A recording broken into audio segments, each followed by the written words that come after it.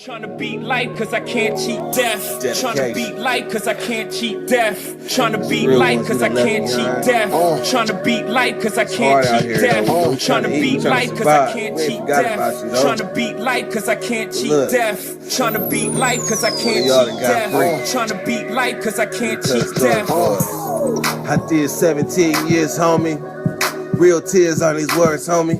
Hitting staple baloney push-ups and hella top rhyming, hella notebooks with all my rhymes. It's like a map book from where I started.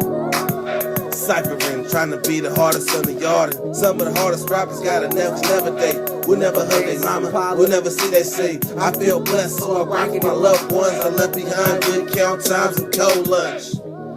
Yeah, mama, I'm on one. I'm free, ain't no words of expressions. See my smile, that's real, no fake shit. You would too if you seen that the moves was basic. Game made, heartbreak kid. Living in reality, mid 30 with some kid shit. Damn, they like 50 in they clip or better. Boy. Trying to beat life cause I can't cheat death. Trying to beat life cause I can't cheat death. Trying to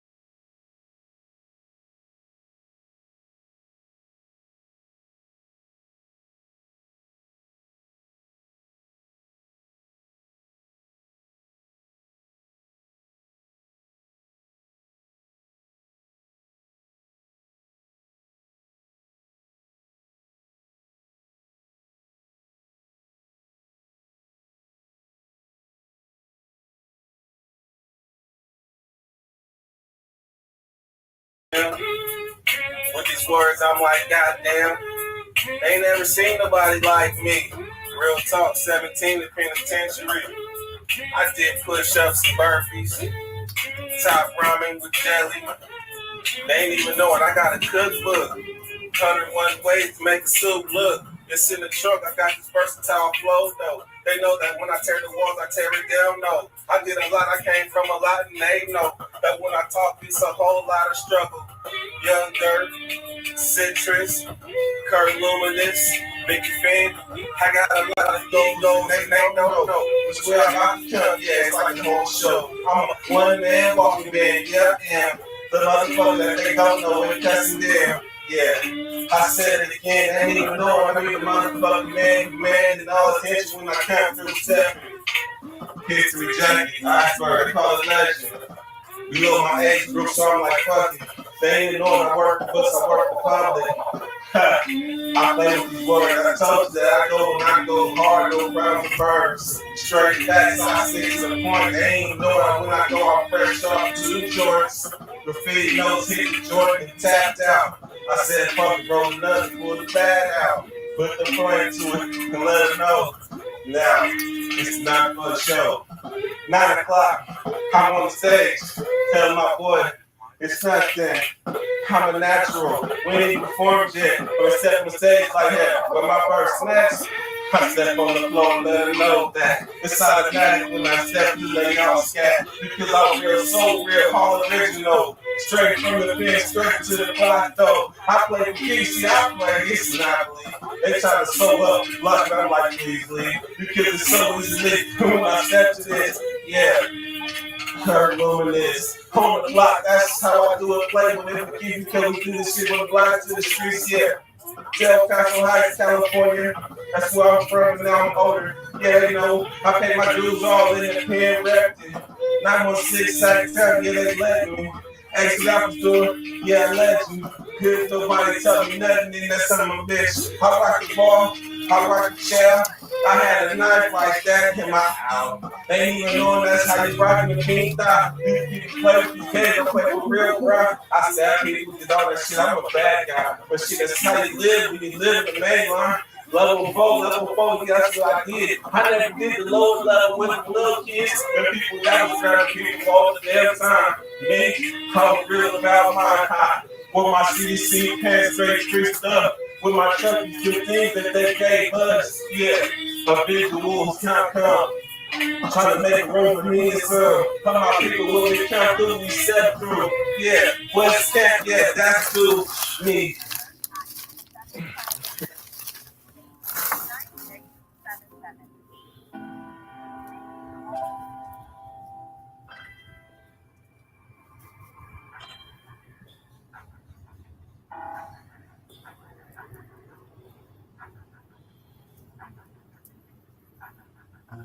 So therefore, you keep striving when you step out, hit the ground 10 feet. Like 10 toes, excuse me. Running. Life ain't so bad, I guess. No kids, 34, some say I'm blessed. I was in prison more than half of my life. So I can window what I see. Life passing me by. You living easy, everything me currently. I'm just waiting for the day that I raise out the grave. They gave me a show, and I took it to heart, and to get back. Motivation still strong. 10 pistols couldn't kill that. Chase. Things have the average take for granted, like punching 7 digits. Yeah, I'm coming over granted. Or jumping in the whip and just riding, heading nowhere. Trying to find perfection, hope I know it when I get there. Until then, I'm trapped. Across there, in the cage. A disappointed dreamer, but nobody finna stop me. Picture fathom how I'm living, tears drop to my eyes, but I smile. It's another day I'm here and they ain't died. Chase perfection. Hope I know when I get there. They say that when I paint the picture, it be like good poetry. I recite what I was taught by dudes way before me. Cutthroat dudes having cutthroat offsprings. Looking in the mirror, he is spitting in and shoving me. hoping I don't wait one day and have him as a celly. Little bro, get close. We just got about the county. Mama, present, oh no. Dreams of being proud of me is no longer going on.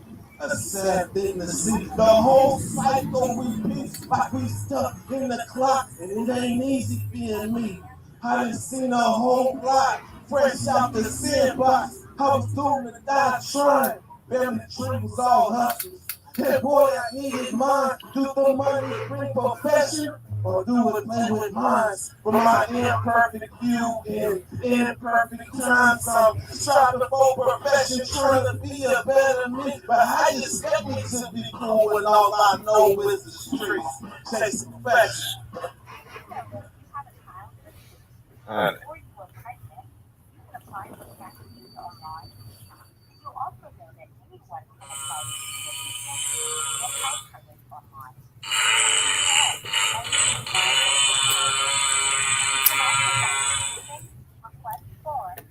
I'm inspired by weak niggas that play the role and lead the ghetto after 100,000 copies sold. I'm his real master. Holocaust and the Black Plague. Get it back. Life sentences and names this life I lead.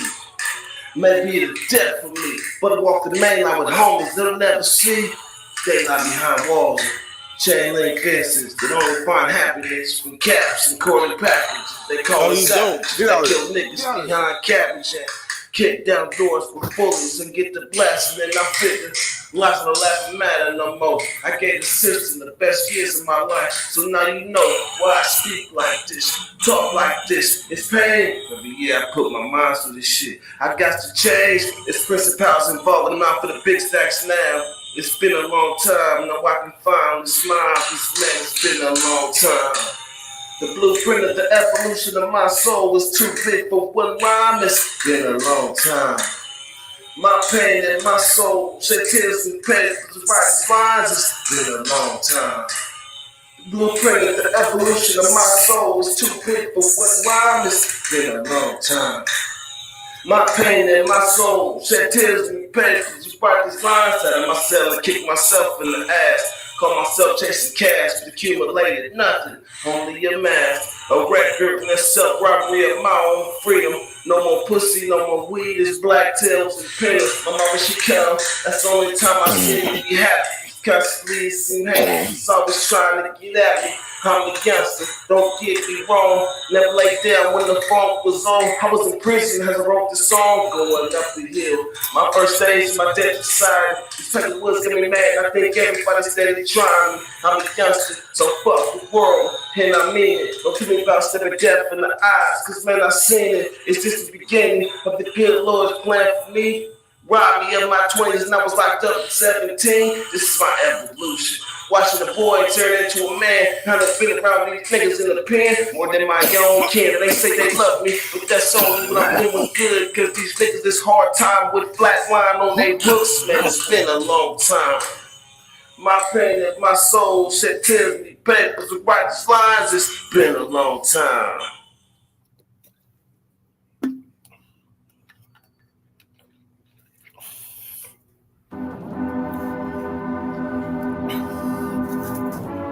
Turn me up in the headphones.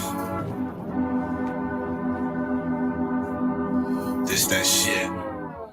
I ain't country, I'm a city boy, it's all I know. Grew up in cross colors, I can't go. You know me, I was posted with them spitters for chips. Mama check my bands, ask me how I got that grip.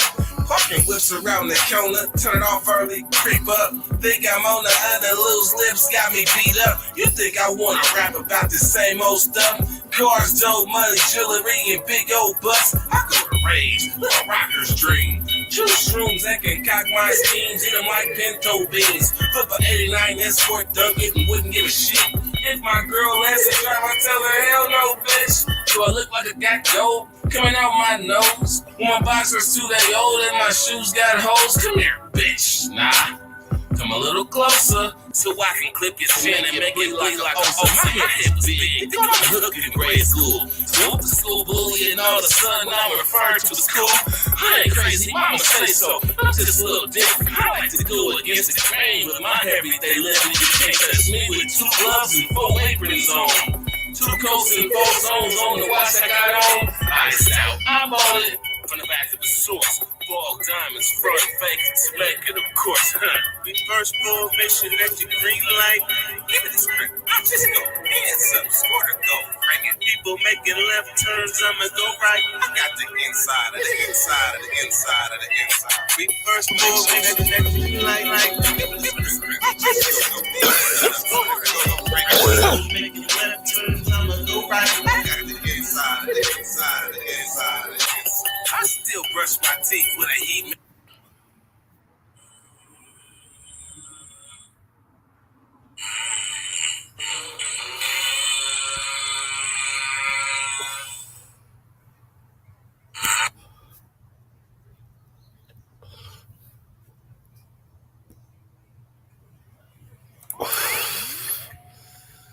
Trying to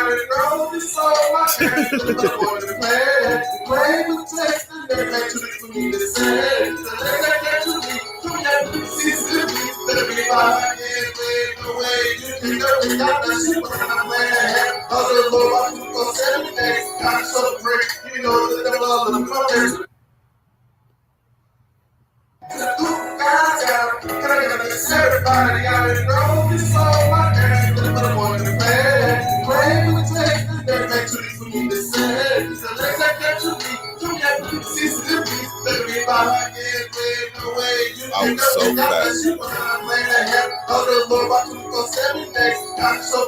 You know the devil all up in my face with you. He said, "Put me in my place." I got this game straight from the church face. Gets my soul in blood. Blood cooking me some dust. Ooh, what can I do? All of it up again. Now we grew. Can I get a witness like the soul? We live in our life and turn our soul. Well. Say we pray, we pray, we pray, we pray. Every day, every day, every day, every day. Say we pray and we pray and we pray and we pray. This is back. Come on, we roll strong. When the rich people say we come, and then when the people that's gonna do their best, what easy say till it ooh. He said you don't bet that. Exactly how many days gotta last it. When you laughing, or you passing the way, so we don't win no time. So you know, we go back across the road, y'all know. That the hell I look on the bed, it's long, go. Really was taking on home. Double check, I gotta go by my house, the stuff you do is fine. Make it my dog, yeah, man, I miss my uncle Charles, y'all. Get my dog, it shouldn't be wrong. They put a little what's wrong. Who's so wrong? I don't hold on, gotta stay strong. When they come, better run this phone, gotta so that you can be known. Yeah, we pray, we pray, we pray, we pray. Every day, every day, every day, every day. Say we pray, we pray, we pray, we pray. See you at the crossroads.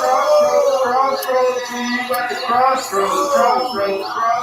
See you at the crossroads. See you at the crossroads. They're gonna miss everybody. They're gonna miss everybody.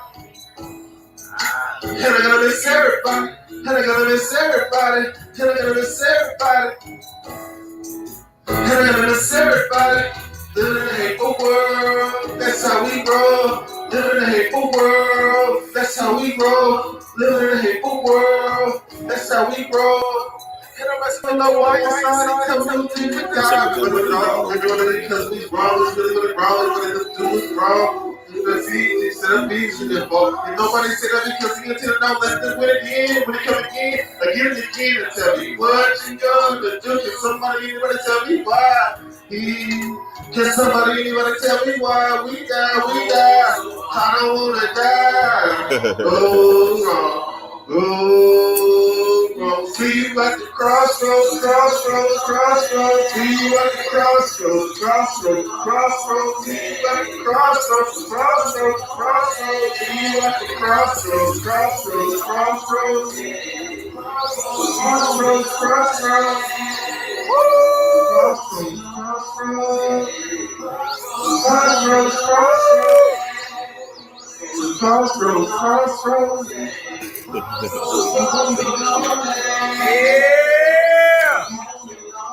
Yeah. Shot Curtis.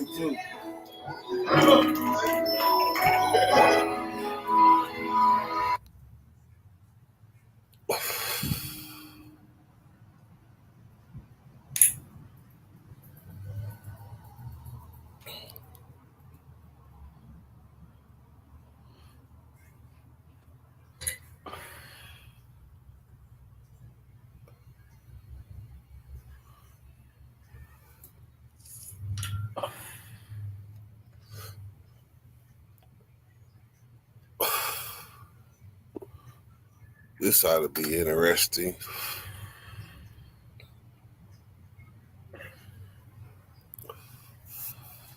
Who's with me? I know it's only 3 people, but who's with me?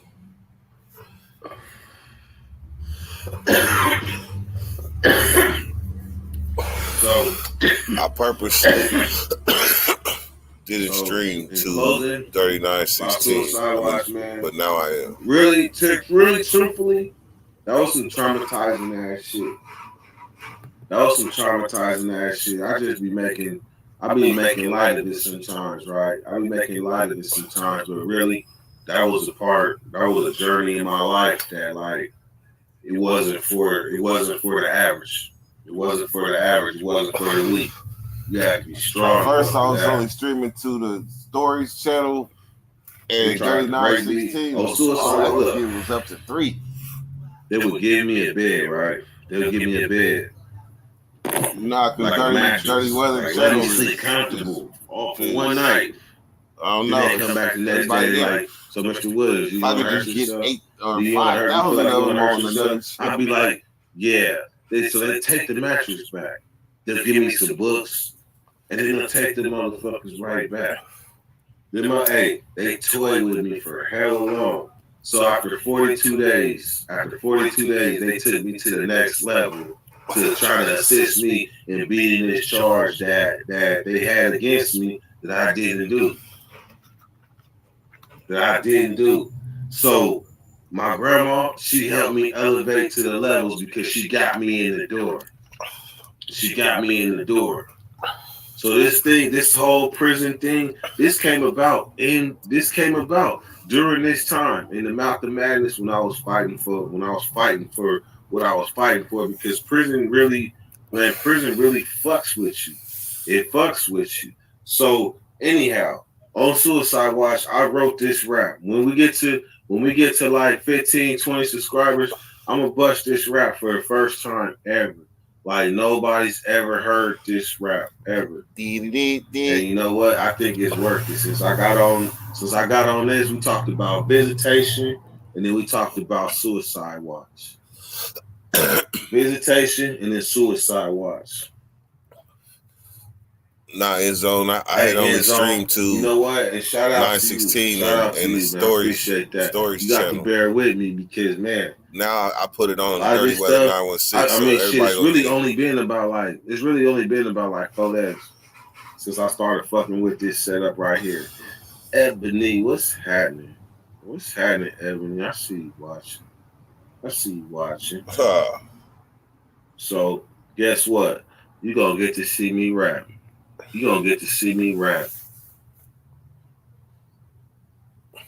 Hold your head, man. I can see you're on the hills of life. All I know is hell. I hope you know more. Man, that's some deep ass shit. You thought about every word. You hold your head, man. I can see you are up on the hills of life. Yes. All I've known is hell. I hope you know more. Hell no, I hope you know more. You ready? All right. I'm going to perform this rap, and then after that, then I'll be ready.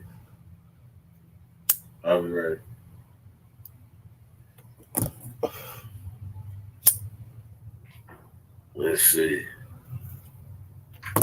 Yeah, because listen, only reason I got on Suicide Watch is because that was an emotional time in my life that I felt like people be going through stuff and they be needing somebody to talk to. And that was a time in my life where I needed somebody to talk to. So Suicide Watch, that was me.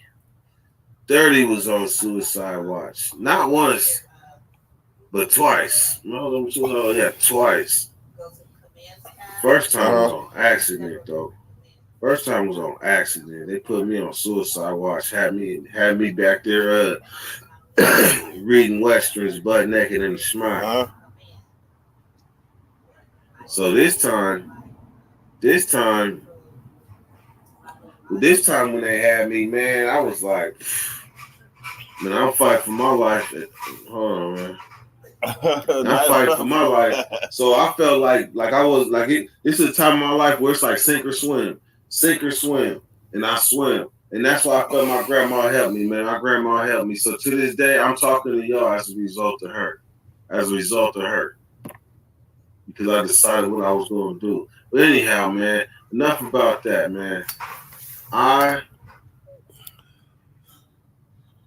about to bust this rap and I'm about to get up out of here. So if you're still with us, all four of y'all get to hear this rap. Y'all get to hear this rap. All four of y'all. Who here right now? Who here right now? Who want to hear this song right now? Let me get up out of here. Let me see who's here. I'm glad Iz's on here. He's a hell of a moderator. Iz's on. Moderator. That's what's up. That's 2019 Enzo.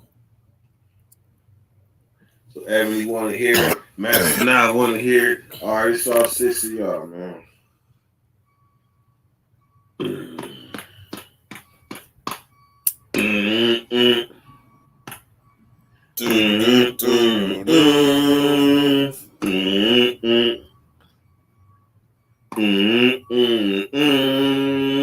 Suicide Watch. They trying to save me from me. No pen, no paper, no stamps, no nothing. And the only conversation is me. Cause I'm on Suicide Watch. They trying to save me from me. No shirt, no boxers, butt naked in the schmuck. And the only conversation is me. They say I'm hearing voices telling me to kill myself, pacing myself, madder than hell. Butt naked in the motherfucking breathtaking, talking to these pill chuckers, telling me about my rehabilitation. When all they issue is food, medication, and showers come every 2 to 3 days. Hope I don't catch athletes for today. Suicide Watch, man, fuck this shit. Give me some boxers up in this bitch. Ain't getting no mail, banging my head on the wall. Flashback, rubber room, juvenile hall. Any touchy Philly nurses got my thing on them. Perfume smell like roses. Come and love me some. Cause I ain't seen my reflection. 35 moons and 36 suns. Man, this ain't the one. I'm on Suicide Watch. They trying to save me from me. No pen, no paper, no stamps, no nothing. And the only conversation is me. Cause I'm on Suicide Watch. They trying to save me from me. No shirt, no boxers, butt naked in the schmuck, and the only conversation is me. I'm looking like Wolfman, cause they said forget a razor. I'm liable to cut my hand, and these funny ass porters is making me mad. Police, I can talk to you. Man, fuck that. Give me a piece of paper, and pass my kite. My homies getting worried that I know I'm alright. I got a suite with the scenic view. Free staff walking by, knocking on the window. I see you, and the food is the best you can get. But every morning they be asking if I took a shit. Bitch, did you? I ran like a track meet from all this milk. Y'all checking if I shit because of all these pills. And everybody got a story to tell. Slick wrist, white sheet, talking to themselves, playing like they crazy. Hearing my neighbor on the table in 5-point restraints, trying to move but they ain't able. He's screaming on Suicide Watch.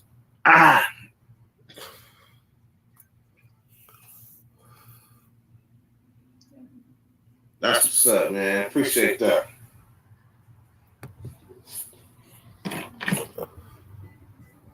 Appreciate that, man. Hey, I haven't shared that song like live or like ever. So all y'all giving me like shouts out, props, man. I appreciate that.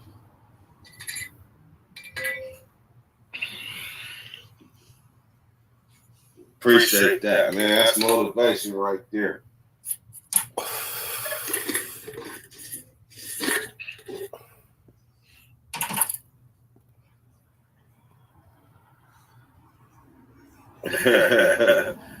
Hey, Benjamin, look. Benjamin. So it's like, you know, it's our spot. It's like, what's happening? Support the growth, support the channel. Young Dirt 916 Cash App. Young Dirt 916 Cash App and D Weather at PayPal. That's D Weather 916 at PayPal. Support the channel, support the growth. Go. Also, with the support, with the small donation, whether it be, I don't care if they 5 cents, $5, whatever. But with that support, I will be giving immediate shouts out to everybody that support the channel, support the growth. Go! I'm feeling it, man. How y'all feeling, man? So, these guys tearing me up. Tearing me up. Y'all be talking like this. Shout out to E40 because E40 never gave me a strike. He never even got me nothing for this song. this story right here, man.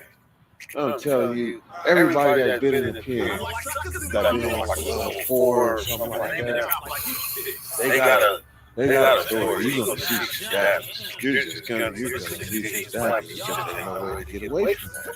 That just goes hand in hand with prison. So this story right here, this is about the first stabbing I ever seen, like with my whole eyes. And I had only been in prison like 2.5 weeks. I didn't even know this before I even know how to make it right. This story right here, so check this out. See, it's in this valley, right? They had Blood Hills. The history of Blood Hills is this. I mean, at first it was a shot here. We deep. Sacramento deep. So we had our own hill. And then all of a sudden, the LA Blood started coming over to the hill, posting up with us. And then, next thing you know, one day they started finding knives on the hill. I'm like, knives, we ain't buried that motherfucker. So it's like, you know, it's our spot. But, you know, the LA homies came over there and, you know, posted up and we got the Jerry Knives. So, you know, we was like, we about to move. Fuck this shit. And, you know, the homie took the homies over to another part of the dome. But that was still Blood Hill. So this is before the separation. The homie Bo, he come over to the homies. He's like, "Hey man, that Mexican just hit that other Mexican in the face." So I mean, you know, just hit him in the face, bro. So I'm thinking, you know, he hit 5, bam, like in his face. So I'm scanning the yard. You know, the homie is narrating for me because you know I ain't been in the pen. This is gangster shit. He like, son. See him over there? He just hit him in the face, right? So he narrated. So I look over, and it was a south side of shot call. He had to, man, his face was leaking. I was like, damn, he must have hit him hard, motherfucker. Couldn't find out my language was hard. When they said he hit him, that don't mean he punched him. That mean he got stabbed in the face. So he was over there by the bathroom, wetting like leaning down under the bathroom from the tower. So the tower couldn't see him, you know, kind of squatting on one knee, and he wetting his t-shirt, you know, kind of dabbing his face. But that ain't help. So next thing you know, bam. So then 3 of the soldiers come. He like, son, see, they go to soldiers. They come in. 3 soldiers, they come. Mexicans, they Southside, they soldiers. They come and they check out their shot call. Shot call on one knee, like, man, it's bad. Man, they looked at him, you see the play. They went and dug up their knives real quick, and the motherfucker that bust on the shot caller, he ran across the yard, squatting down, you know, like squatting down, like kind of like how Mexicans do, you know, squatting down like that, but he ready for whatever. You can see that big ass knife in his hand, he ready for whatever.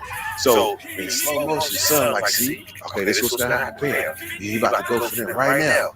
Next thing you know, man, they started marching. They was marching 3 deep, trying to get you.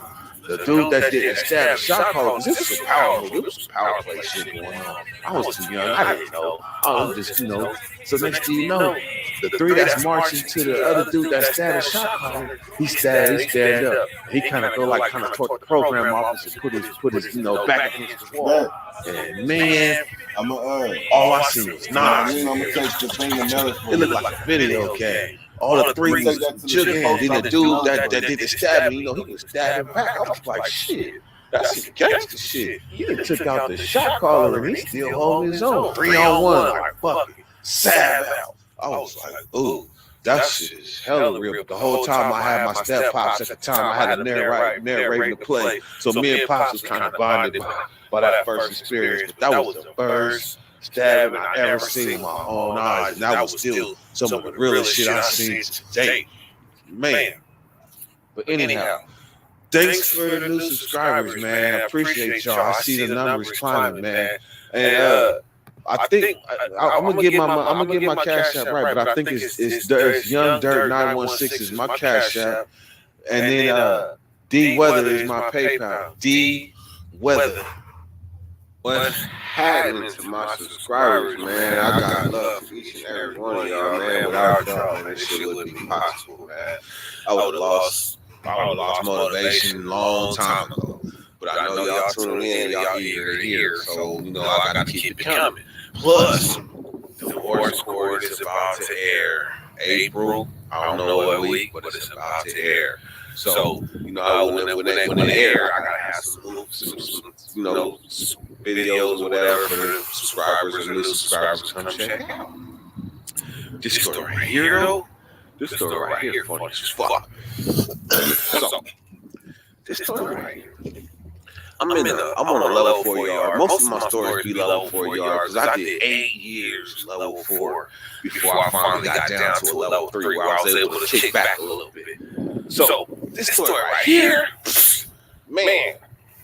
So anyhow, I'm in Salinas Valley. This is like 2000-ish. I'm about 20. I already put in work and I done stuff so people know what I know my little piece of ass ain't right. So in this particular building I'm in, there ain't nobody from Sacramento but me.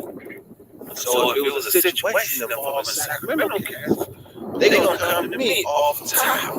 So my celly is Bonnie Hunters. You know, my celly Bonnie Hunters. He's cool nigga. I know him from the other yard. So, you know, we in there cooling. We good. So this nigga, my celly, he in the cell. My celly Peanut, matter of fact, he Peanut for Bonnie Hunters and Casper from Nutty Block. They in there shooting dice right now in my cell. But hold on, let me go back. So what happened is this Crip nigga from Sacramento, the way Sacramento operates is if you're a Crip and you function with Sacramento, then I got to have your back, period. Because you function under the Sacramento umbrella. Some Crips from Sacramento, most Crips from Sacramento function with the NC card and under the Northern Crip card. So they under their own politics. So therefore, they have no jurisdiction with 916. But this dude in particular, he's supposedly functioning with the SAC card, but he wasn't coming to no meetings or nothing. So I didn't know. So this is where the problem was. So anyhow, S-Lo from, I forget, S-Lo rest in peace though. S-Lo rest in peace. I forget where he's from. And Casper from Nutty Block. They come to my cell, right? They like, man, this dude keep coming out the shower, asshole naked, in front of the tower. Because the way the showers is three sections, A, B, C. And in the middle of them sections is a shower up top and up bottom. But this Crip dude from Sacramento keeps coming out the shower, standing on the tier, asshole naked, putting baby oil on. And it's females in the tower, which is highly disrespectful. So the first time he did, the Crips come to my cell like, what's up, man? This dude keep coming out the shower, asshole naked, and he, that's disrespectful because if the Mexicans or somebody decide to get on him, he can't even defend himself. So therefore, he out of pocket, man. What's up? He from Sacramento. And we went to get at him, and he said he runs Sacramento. He don't answer to no LA Crips or nothing like that. So I go to the yard. I go holler at the big homies. Like, what's up, man? This dude, he's saying from Sacramento, man. But he ain't never came to no meetings. I don't know about that. And they was like, yeah, he fuck with us. I'm like, shit, man. I thought I was the only nigga in the building, so I didn't have no problems. So I'm like, look, okay, I got it. So I go through his cell. I'm like, look, man, these dudes saying you coming out here getting asshole naked, baby oiling up on the tier. Because you're supposed to baby oil in the shower. Baby oiling up on the tier, man. So I get at him, I'm like, look, big homie, man, these niggas is tripping off of you doing what you doing, man. Come on, man. You gotta do better. So this nigga say, man, fuck them niggas, man. Fuck them niggas. Fuck with the nigga, I do what the fuck I want to do. I'm like, all right. So now, fast forward. Casper and Marcel Peanut from Bonnie Hunters, they in the cell shooting dice. So I'm like, hey. Next thing you know, a nigga come to the cell. He like, man, this nigga did that shit again, man. What's up, man? What you gonna do? I'm like, fuck, man. I got this reputation of a rider. I done put in work, so they got high expectations of me. So I grab my gloves. I put my gloves on. I step over the dice game in the cell, go out the cell. Now I'm walking down the tier. Now, mind you, this dude is way bigger than me. I ain't gonna lie, he's way bigger than me. So I'm walking down the tier. I'm about to walk to him. He already, baby, he got his clothes on and everything. I'm like, I don't have no idea what I'm about to do. I have no idea. But when I walk up on him, I just was like, hey, man, these dudes like, man, you did that shit again, man. He was like, nigga, I'm telling you, man, I'm telling you, nigga. And he roared up on me. Spooked it at me. Word. Spooked it at me. Man, he was standing by the stairs, by the stair rail. All I know, I pushed his motherfucking ass. That motherfucker hit the tier like this. He did the Superman, like he did the Soldier Boy. He just and flew down the stairs, hit like halfway in the stairs, and then rolled to the bottom. Now, I don't know what you think about, like in the Hollywood movies or something. A motherfucker hit the stairs and he rolled and then he lay out. Hell no. This motherfucker hit the halfway point of the stairs, boom, rolled down to the bottom, and bounced up on his feet and got to say, hey, that motherfucker pushed me. So as I'm walking on the top tier trying to get back to my cell, this motherfucker on the bottom tier pointing up like, this motherfucker pushed me. This motherfucker pushed me. So I get back in my cell, right? I turned the light off. I didn't give a fuck if they were shooting dice. I turned the motherfucking light off. Now I'm peeking out the door. I'm peeking out the door like, when I'm peeking out the door, this motherfucker done caused a whole little ruckus in the motherfucking day room. But luckily the police never came to bother me. But I got to the yard, the homie was like, what the fuck did you do? I was like, shit, I was kind of scared. He was way bigger than me. He might have got on my shit. So I pushed him down the stairs. I did what I had to do. Anyhow, he didn't come out the cell baby oil butt ass naked no more though. I bet that. But shit, hey, that's my story. Dirty Weather, gone.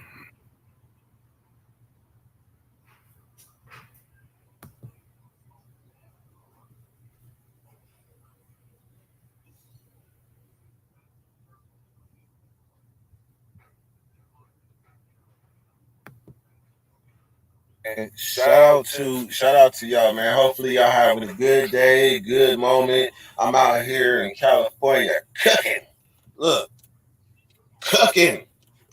But shit, while I'm cooking, this is a good time to tell you this story right here. Man, look. You can't sometimes, man. A lot of times, somebody else's goofiness can cost you everything. And you have to think, what am I gonna do? What am I gonna do? And this story right here, boy, I am not gonna say his name, but if he figures out it's him, I don't give a fuck. So I'm in Folsom. I'm on the 5th tier, man. I'm on the 5th tier. And the way the doors are, like, the doors, the Folsom upper tier, first Folsom tiers, they're bars. So a person can walk right up to your cell and see everything you got going on. They can see right on your shelves, unless you make you some covers, but they can see right on your shelf and see what they hear, what you music you listening to. If you smoking, they smell it. If your shit smell good, they smell any. If the neighbors is smoking, it come in your. It's all type of dynamics when you got open tier cells, and that's because they're older prisons.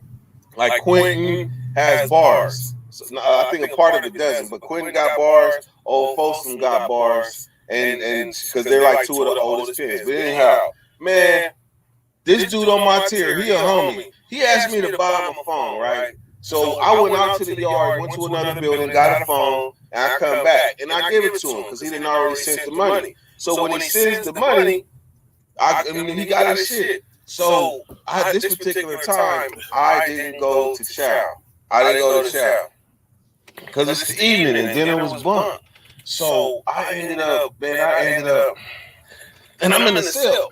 So the way the bars is, I have my TV where it's facing the back of the cell, and then the bars is behind me. So I'm looking, they call chow, the door's open. And man, I'm not going, so the next thing you know, I see a shadow at the door. Dirk, see if you can make this work. And he tossed the motherfucker in the cell. Man, phones, we ain't supposed to have no damn phones like that. I got my own shit to worry about. But he tossed it in the cell. Man, I said, I went and looked, and I put my mirror out, and he was the only person on the tier. That means that they had been open the door. He was straggling behind. Everybody else left the tier. That means he was straggling and came out the cell and went all the way back down the tier to throw the phone in my cell. So then I'm thinking it's cool. I'm looking at the motherfucker trying to see what's going on. And remember, my door, is bars behind me. All of a sudden, I just see the dark, like I see a shadow. And I could feel the fear because I knew right at that moment, like, this ain't him coming back. And that was too quick. So what happened is this motherfucker threw that phone in my cell with the sergeant at the end of the tier opening the doors. Because he is a switch lever that opens all the cells at the same time. And this motherfucker still came out the cell and threw that phone in my cell. So the sergeant came down the cell to see what I was doing. And when I was doing this, looking down, and I seen the shadow, I looked up and I turned. This motherfucking sergeant was already over my shoulder. He said, "Dirt," because the police, they know me. I've been in this pen for a minute. They like, "Dirt, is that a phone?" Man, at that moment, I was like, shit, what the fuck I'm gonna do? Man, I stood up hella aggressive. I'm like, look, I can't give you this. This phone do not belong to me. This is not my phone. I do not got $500 to pay for this phone. Look, man. He's like, man, give me the phone, Dirt. I said, I can't give you this phone. I can't give you this phone. I said, I ain't got the money. Just flat out. He looked at me. He was like, man, today your lucky day, Dirt. He said, today your lucky day. Man, get rid of that motherfucker. I say, man, you ain't even got to tell me twice.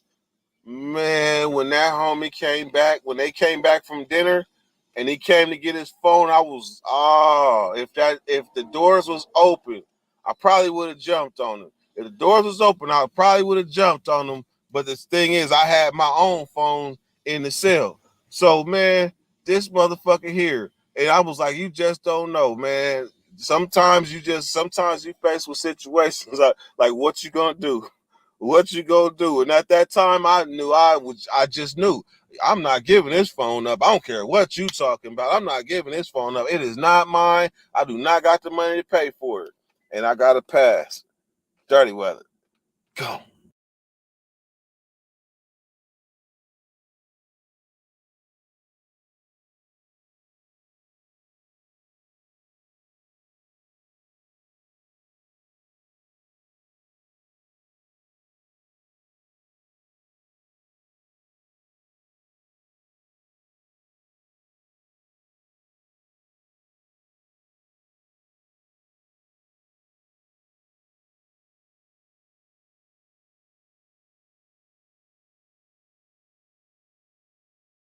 happening with all my subscribers, man? Appreciate y'all. So I don't care if I get a subscriber a day. Shit, I had 150 yesterday. I got 154 today. So that must mean I'm doing something right. 'Cause, you know, hey, motherfucker ain't gonna make $1 million off of this. But I actually think it's like probably therapeutic for me to like get some stuff off my chest or be able to just talk to somebody other than myself. Anyhow, so this story right here. Oh yeah, and for all y'all that was laughing at me on my last video, yeah, I laughed with y'all too because that motherfucker got me. I'm still kicking myself in the ass. I wish y'all could see me. I wish y'all could have seen me last night. I was supposed to be watching the video with the wife and shit. Watching the video with wife, you know, snuggled up or whatever. Man, as soon as I checked my bank account balance, I was like, man, fucking shit. And then I called the bank, and I'm trying to figure out what's going on, man. They didn't block me out and everything, but you know, that's a different story though. So this story right here is about when I first went to prison. When I first went to prison, not the main line, reception. This is about my first OG celly. Because I mean, in prison, man, you get the wrong cell. You get with one of them OGs. They be acting funny as fuck. This damn near some territorial shit jumping off in there. Don't touch this. Don't touch this. It's hella rules with the OGs. So, man, anyhow, so when they moved me to Tracy, which is reception for the northern part of California. Then they get there, it's the summer. Oh my God, it is so hot. I'm talking about it's 115 outside the cell. So how hot you think it is in the cells and on the third tier? So man, I'm in there. I got this celly right here. He was cool. He was OG. He went to the store, bought me an ice cream, but he seen I was up there suffering. I'm in my boxers. I'm sweat. It's all bad. So he like, look, brother, if you tell him you need to go to the psych, they'll move you to the first tier. I said, go. Man, I filled out a little slip to go see the psych. I was like, they gave me this pill, right? I have no idea what it was. I'm going to just say it's a Red Devil. All I know is that motherfucker is hella little. I took the whole pill. Man, I slept 24 hours straight. I'm telling you, I went to sleep so long that my eyes was stuck. I'm talking about I had to do this to open my eyes. That's how long I was asleep. Then on top of that, then I would take a half. And I would still sleep, man. They open the door for like breakfast or dinner. I'd be like, man, fuck breakfast, all that, fuck it. Because that motherfucker pill knock you in the dirt. So anyhow, man, they moved me downstairs, right? So this celly, I forget his name. All I know, his last name was like Cox or something. But they moved me down in the cell in the daytime. No. It was probably right after dinner. So it was like 7 o'clock in the evening. Man, this dude did not talk to me. He stayed in his bunk all night. He didn't talk to me. So I'm peeking at him. I'm trying to peek down on the bunk, kind of trying to get a look at this motherfucker. All I seen was he was hella black. I'm talking about black. So I still don't know who I'm in the cell with. He ain't talking to me. So next thing you know, first thing is there was a cricket in the cell. I'm talking about cricket. And I'm on the top bunk. I'm thinking that, because it's obviously in this cell. So I'm thinking he gonna get off his bottom bunk and go find this motherfucker so we can sleep. Because this motherfucker's... So finally, this motherfucker don't do shit. So I jump off the top bunk. I go down. I rattle some bags and shit. And then next thing you know, the motherfucking... I find it. I grab the motherfucker, flush it down the toilet. I hear him laughing over there and shit. So, that was no big deal. So then next thing you know, I wake up in the morning and I was sleep like this and a fucking roach crawled up my pillow and stopped and was looking right at me. I'm talking about the roach crawled up the pillow, stopped and looked right at me. I was like, what the fuck? I hit it off the bed. So now this motherfucker laughing. Now he down there laughing, right? He ain't talking to me, but he laughing at me, right? So I go down. This is where I learned my first lesson. I go down, I brush my teeth, right? Remember, I'm 18 years old. 18, I'm brushing my teeth. I spit in the sink.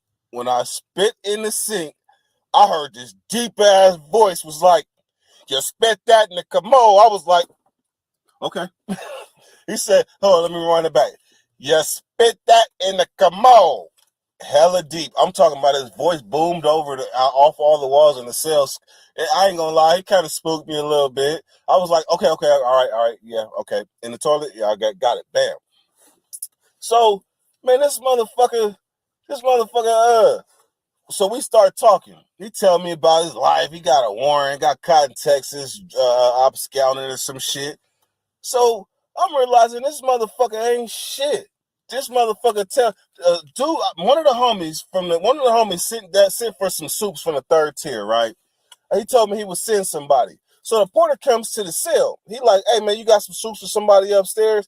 I was like, "Yeah." So I go get the soups. I take the soups, and I'm getting ready to slide up under the door. And I'm like, hold on. Wait a minute, what's the dude's name? This motherfucking scandalous ass celly of mine, he's sitting in the back watching me about to slide these soups up out the cell, knowing that his partner asked for some soups too. But he only got like 4 on his shelf. I just went to the store, so I'm kind of fat. So this motherfucker was about to let me slide these soups to his partner. So I was like, hold on. To who? I said, nah, man, I don't know him. So then he stepped back up. He like, "Yeah, man, just go on, man. Go on, slide the motherfuckers. Go on, slide the suits, man. Go on, slide. I got you back. I'll go to the store." So I'm like, you know what? All right, you gonna pay me back? He like, "Yeah." So this is why, man. This is why you don't do credit. You don't do that shit, man. So about 3 days pass. This motherfucker ain't going to the store. I got hella shit. I got hella tobacco. I got soups. I got hella shit. This motherfucker, when I go, I say, "Hey man, you got them soups?" He say, "Pay it, motherfuckers. Pay it, motherfuckers." And he starts going on one. Pay it, motherfuckers. He start going on one. I'm like, motherfucker. So anyhow, he move out the cell. And then I get one of the partners from the hood in the cell. Now, I was walking to the doctor one day, and I seen this gigantic roach. I'm talking about this roach was the size of my thumb. Easy. But it was dead. And I remember saying, man, I hope I don't see one of them. I hope I don't. Sure enough, I'm in the cell with the homie, and I got a blanket up under the cell. Up under the bed, excuse me. Blanket up under the bunk. Man, something said, pull the blanket out. Hold on, let me get that shit. So, when I pulled the blanket from up under the bunk, man, it looked like a baby rat just shot up from under the bunk. It was, hey, look. I hollered my celly name. We're gonna call my celly name Bear. I'm like, Bear, blood bear, nigga, it's big. He said, this is his words exactly. He said, "I was so scared by the way you said my name, I didn't even want to look at what it was." It was the biggest roach I ever seen in my life. Man, it was so big, I tried to hit it with a shower shoe. Bam! I hit it with the shower shoe. That motherfucking leg, it was like his legs had springs. It bounced, boom, and landed on his back. He's still so big, I don't even want to crush him. I don't want to step on him because I'm thinking, it's just the sound of just, I didn't want to do it. So I lit a fireball, and I threw the fireball at the roach because he on his back. What you know, the fucking roach starts kicking the fireball away from him. So anyhow, I grab this motherfucking roach. I grab a roach, and I take the roach. I have to grab it. I put him in the toilet. This motherfucker ain't even going down. It ain't even going down, but it eventually go down, though. But man. So anyhow, fast forward. Now this motherfucking prison, Tracy, man, it's ugly. So I'm gonna do part 2 for Tracy. Subscribe, Dirty Weather. And then make sure you watch part 2 to this story, because this is when I go back. This story right here about to go crazy. Part 2.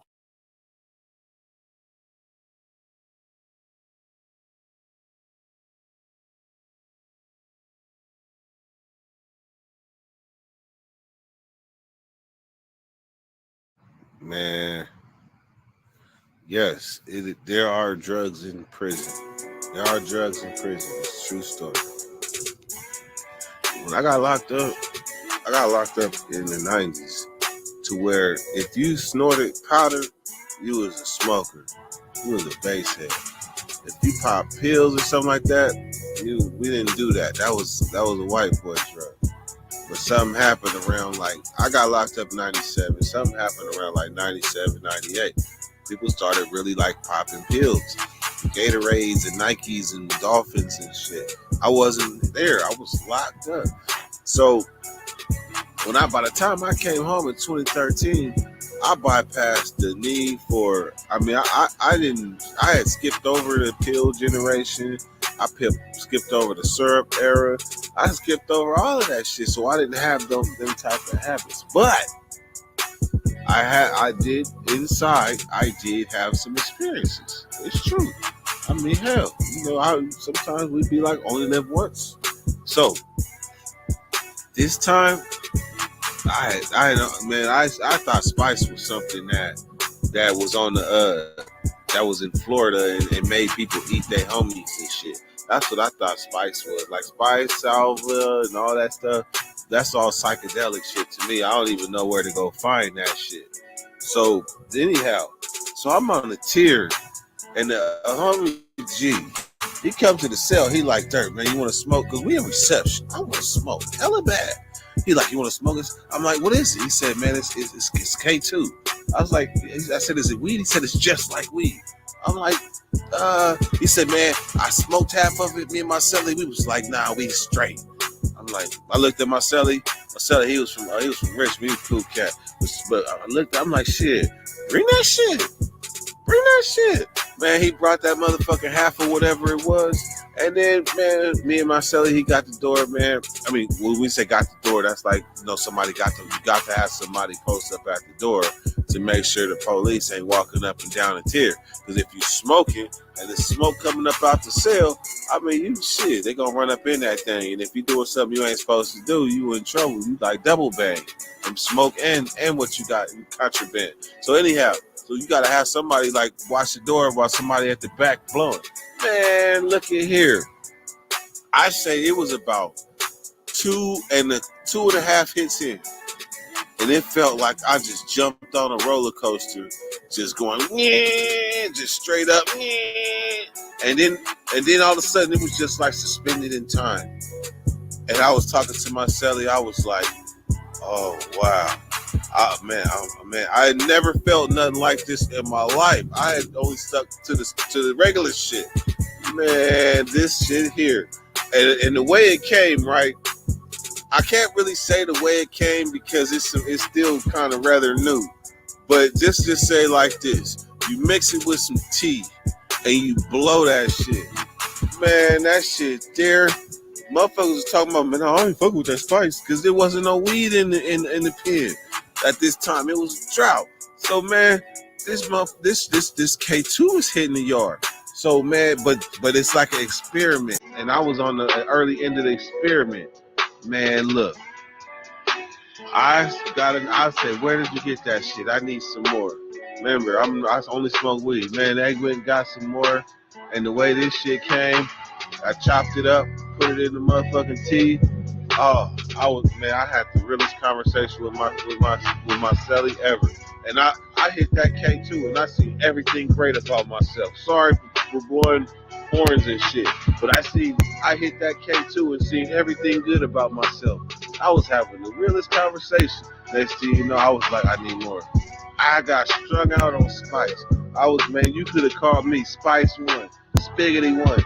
Man, because everybody on the yard was like, do you got any Spice? No. They was like, at first they was like, man, I ain't fuck with that shit. Man, fuck that shit, man. I don't do that shit. Fast forward a week. Niggas on the yard talking about, hey man, did you try that Spice? Did you try that Spice? Next thing you know, everybody did try that. Now, it went from everybody trying the Spice to now everybody asking who got Spice? Who got Spice? Who got Spice? Well, everybody was scared of that shit. And I looked at them the whole time. They was like, man, we don't fuck with that shit. We don't fuck with that shit. It was the same motherfuckers was double back trying that shit. Man, it only lasted for a period of like 3 weeks to a month. maybe a little bit longer for it to hit the yard, people to try it, people to get hooked on it, and people to desire it. So I mean, desire meaning like willing to pay for it. Man, that shit lasted for about 4 months. But before it was all said and done, the majority of the yard had tried Spice. And everybody had their own experiences. But me, for the first time I tried it, I was like, shit, I'm rocking with this. Because I ain't never seen nothing like this in my life. And it's going, I was smoking so much Spice that it became to be like weed. Because Spice is supposed to be way stronger than weed. But that shit there, man, that was a cool experience. I ain't gonna lie, motherfuckers talk bad about Spice, and I'm gonna keep it honest. I didn't smoke no like that was K2. So that was on the lower level of it. The upper level, the Blue Devil, Red Devil, I ain't never blew. That was just one little episode run in 2017 in the summer. Dirty one. Spiggity one. Go!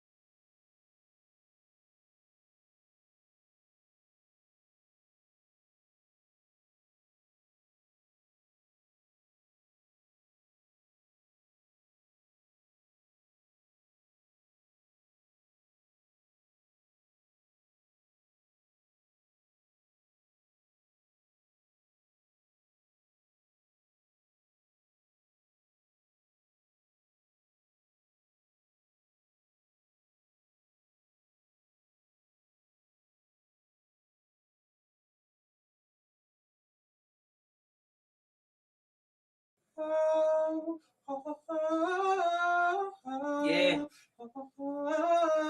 It's crazy, man. Half these niggas don't even believe he locked up. I don't know nobody basement look like this. You feel me? This shit is painful, man. We'll take you in the mind of calm and let you know what I feel every day. You understand? Let's go. Maybe you will see that everything that happened isn't meant to be. I say listen, and maybe you will see that everything that happened isn't meant to be. I know that it hurts like hell. I know that you don't want to seem scared. I know peace is so hard to find, especially with all the shit that's on your mind. I know times getting hard, I try not to think about it. I'm in the pen now, trying to write the ink about it. I've been a little more stressed since my wife left me. The devil's inside, I feel like you might get me.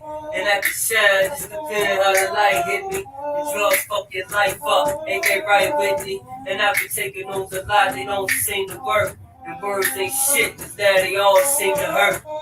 It's Since I went away, the one I thought loved me. Come see me twice a year, that's if I'm lucky. And for the backstabbing buffoons, when the knife stuck me, it was a lot deeper than the wounds, nigga. Cause I done cashed my reality check. Surrounded by the fake, but can't escape reality yet. I was trying to feed my family, took me as a threat. Put me away, now it's hard for me to accept that things change. And it's hard for me to forget. Baby moms getting pregnant over meaningless sex. Not to mention Mother's Day, I lost one of my best homies. My son got love for his pops that he can't show me. Cause he don't even know who I am. I mean, he do, but he don't really know who I am. And that's the truth, so I gotta take that with a grain of salt. Expected everything that's happened is my fault. I may never see my moms on the street again. The Lord calling me, I might end up meeting him before I ever see my data release. Cause it's all the game, but these niggas playing for keeps. And the fact still remains that pain is a real emotion. Something you gotta hide, a door you can't open. Cause even when you feel like everything's been broken, man gotta be man. Even if it's pretend, I can't hold it in, most of these niggas are alive. Sometimes I gotta take me a shower to cry. That's the only time I get a moment that's private. My moment of peace, and that's where I find it. This is my life, it's making me sick. Learning bars and barbed wires only made them strict. Leave me confined, let my mind mentally picture a nigga fucking my bitch while I'm beating my dick. What would you do if you was in my shoes? Thoughts of suicide, but for my kids I choose to survive hell on earth. Cause this is hell I curse. Whoever created it, they should've laid it in first. So they can feel how they own shit work. Spitefulness is bad, ignorance is worse. Cause at least I know when you do shit out of spite, I can respect it more cause you know what it's like. So don't act like you been where I've been. If you ain't never been here, how could you begin to know what I had to go through? Time you can't blow through. Trying to make it out without a house to come home to. Trying to make sense of it all. I'm an artist, but I don't have a pencil to draw. So I express my thoughts vocally. Paint a picture for y'all, so you don't have to count bricks on these walls. Cause who wants to live like that? Most niggas can't call the crib like that. You can't live like that. Freedom is everything. Niggas cherish their lives more. Shit you throw away, these niggas willing to die for. You better recognize before it's too late. Dude been home 30 days, caught a new case. And it hurt bad, not cause that's your man. It's cause you wish it was you that had that second chance. Now you listen, and maybe you will see that everything that happened isn't meant to be. I say listen, and maybe you will see that everything that happened isn't meant to be. I know.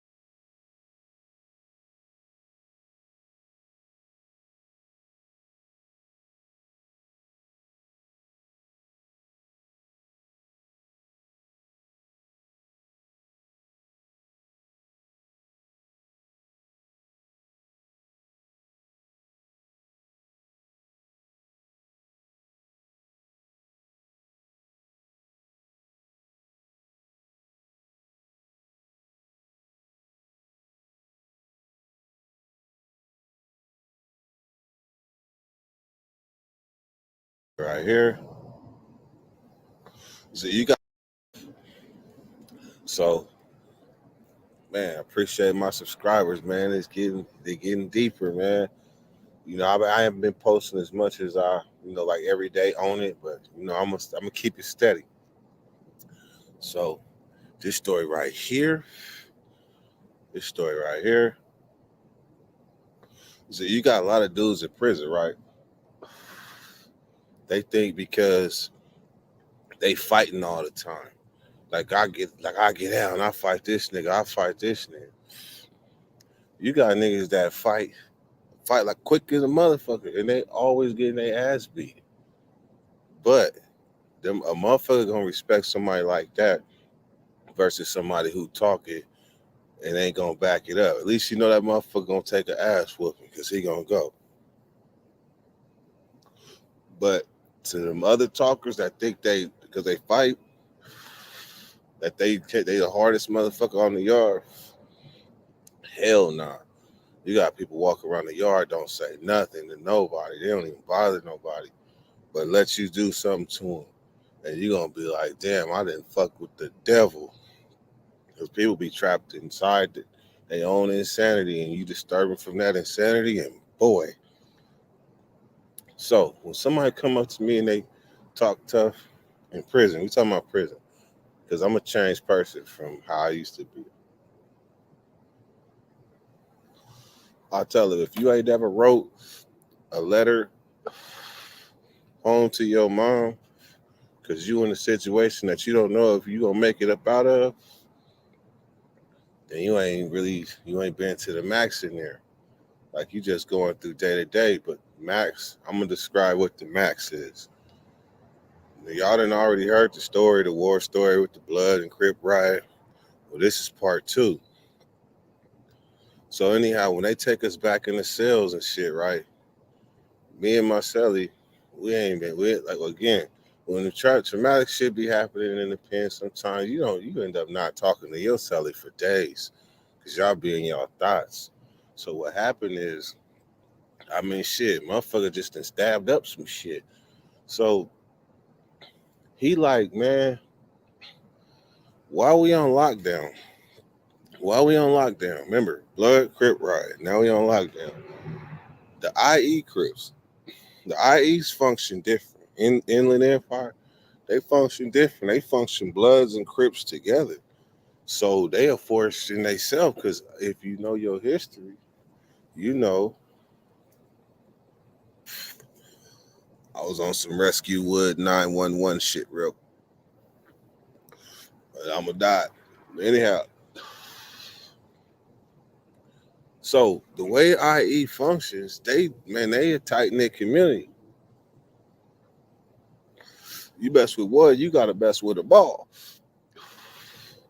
So anyhow, the dude from IE comes, but he's a Blood. But he really used to be with the Dago car. That's where he's supposed to be from. But this dude got problems with my cellie, and my cellie is from San Diego. He's from Lincoln. That's my cellie. He go, I go. So, man, this dude, he sends over a kite because he got problems with my cellie. I'm just telling my cellie, I'm going to get y'all the fast version too. I'm going to just tell you this. When dude came around the pod, man, we asked the cellie, the homie, how big is this nigga? The homie said, oh, he a little nigga. Man, when that nigga came in the pod, he came in like this. But I looked at my cellie, I was like, man, we gonna have to jump hill. Straight up. We gonna have to jump hill. So, next thing you know, the only way we can make this happen is during a cell move, because we on lockdown for the blood and Crip riot. So we gotta do this in the cell move. So we holler at the IEs and let them know what's up, because he function with them too. And they ain't saying nothing. So we thinking and plus me and my cellie cool with him. So we thinking we got the green light. So in the midst of all of this, we're getting kites under the door from Crips on the yard. We're gonna kill you. We're gonna kill you. We know what y'all do. We're gonna kill you as soon as these doors open. But the IEs ain't really in that. They ain't in that. But now this is taking place, and now they about to be in it too. And in our building, it's like 8 cells upstairs and 8 cells. In my pod, 8 cells up, 8 cells down. So in this pod, if you want to go to the yard and you gotta go to the right, all them cells is IE, all of them. But where the other homie that got the problem with my cellie, he had the other pod, so we didn't know how he looked. That's why when he came in like this, we was like, oh shit, we gonna have to jump this nigga. So anyhow, what ended up happening is we do the fake cell move. The homie lock him out, meaning like he just said he can't come back in the cell. So I said, you can come to my cell. It's all good. So when they're doing the cell move, me and Money Mike was gonna get them. They got problems from some street shit that happened. It ain't supposed to come to the pen, but they got their own problems. But it didn't matter. This is my son.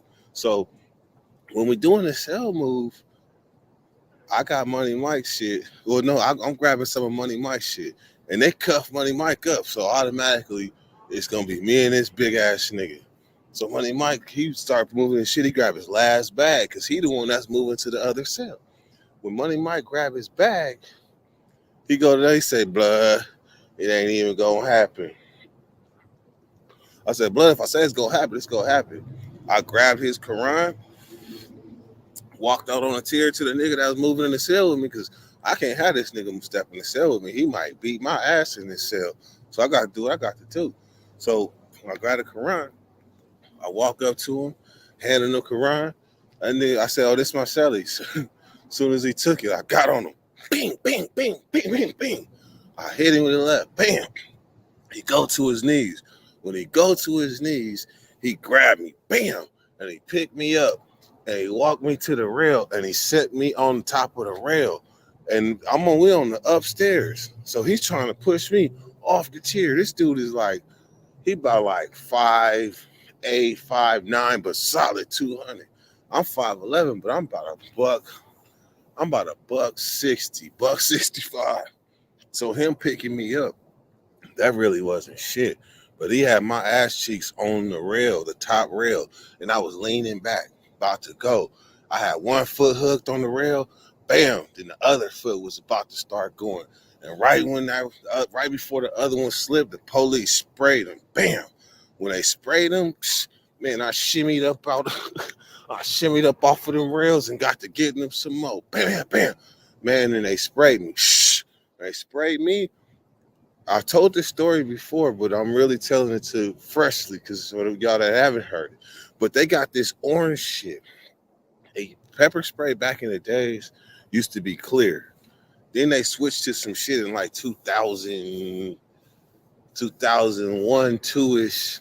It's orange. Orange Agent Citrus something. But that shit, man, they sprayed me with that shit and I had braids. Man, they sprayed me with that shit and my nuts was on fire. I was in the shower 3 days later, showering, and my nuts went back on fire because that shit was still in my hair. But when they hit me with it, man, I was on the ground saying, "Please cuff me up. Please cuff me up," begging to get cuffed up because that shit had me on fire.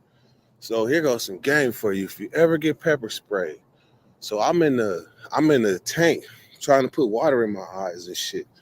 And then the police come by. He got pepper sprayed too because the bitch sprayed him. The police that sprayed me, his partner sprayed him on accident. So he was fucked up too. But I'm in this motherfucker on fire. This motherfucker come in the thing with his bag. He ready to go home. His shit red and puffy, but he ready to go home. He can see fine. I'm like, what the fuck? And I asked him later. He said, "Baby shampoo. If you ever get pepper spray, baby shampoo, I guess it absorbs whatever's in your pores hella fast." That's just some game that they told me. But anyhow, these motherfuckers came back about a week later. These motherfuckers charged me with battery on a motherfucking inmate. They come to the door. They like, "Williams, yeah, you getting ready to go to the hole?" I'm like, "For what?"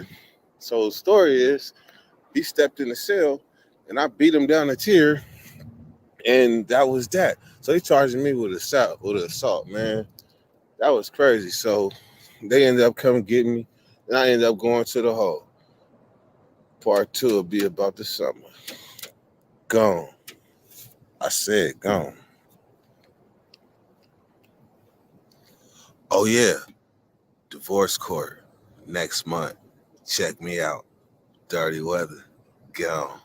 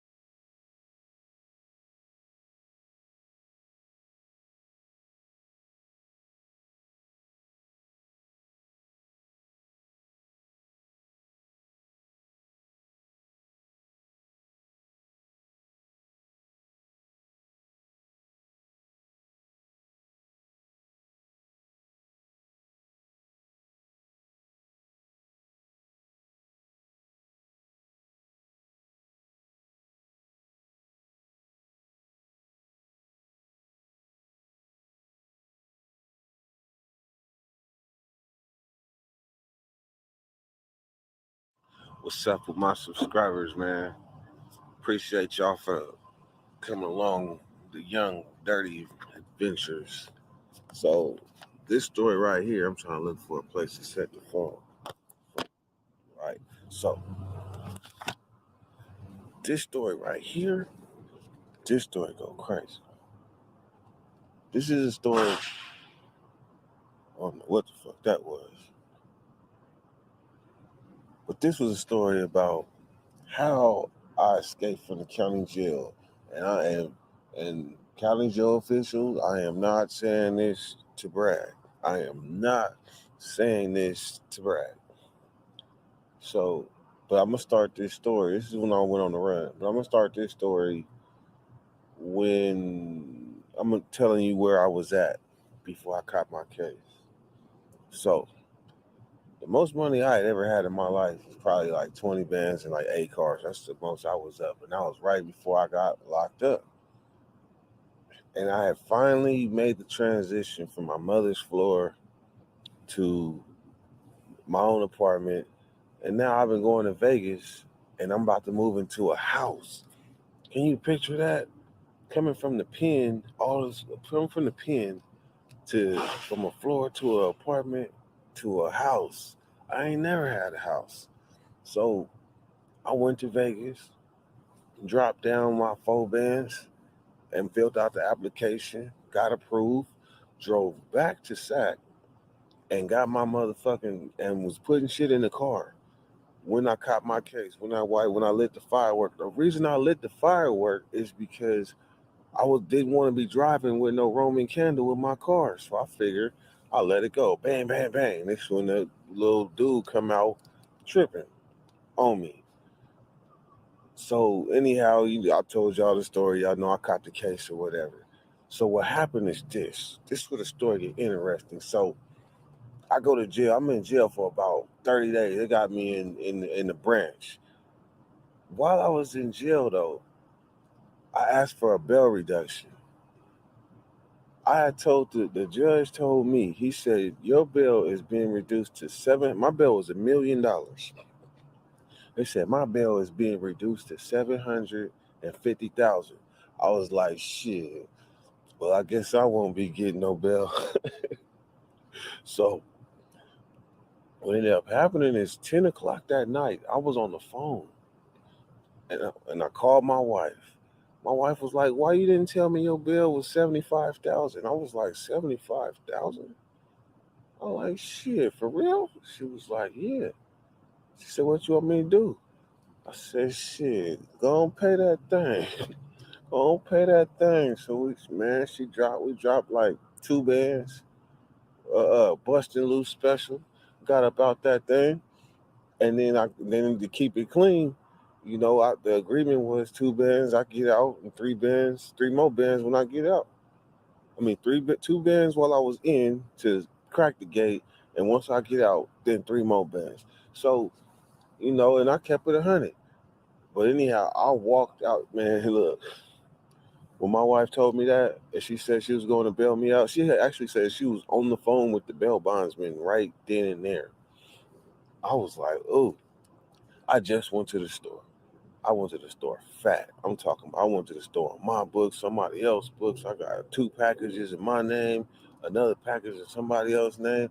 I had so much shit. I was giving shit away when they was passing out store because I didn't have no room, and I wasn't trying to stunt like that.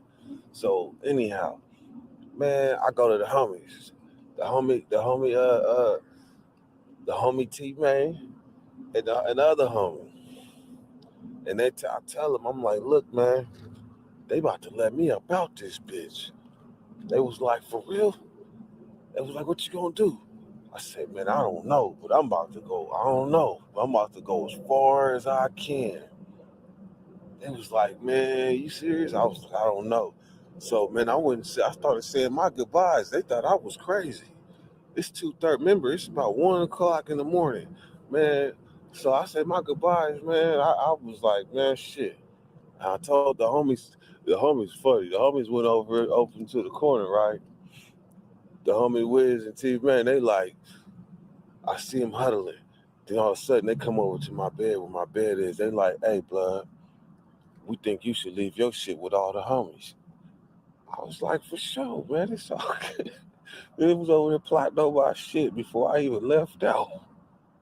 So, anyhow, man, 2 o'clock, 2:30, about 2 o'clock roll out, man. They called me, Williams, pack your stuff.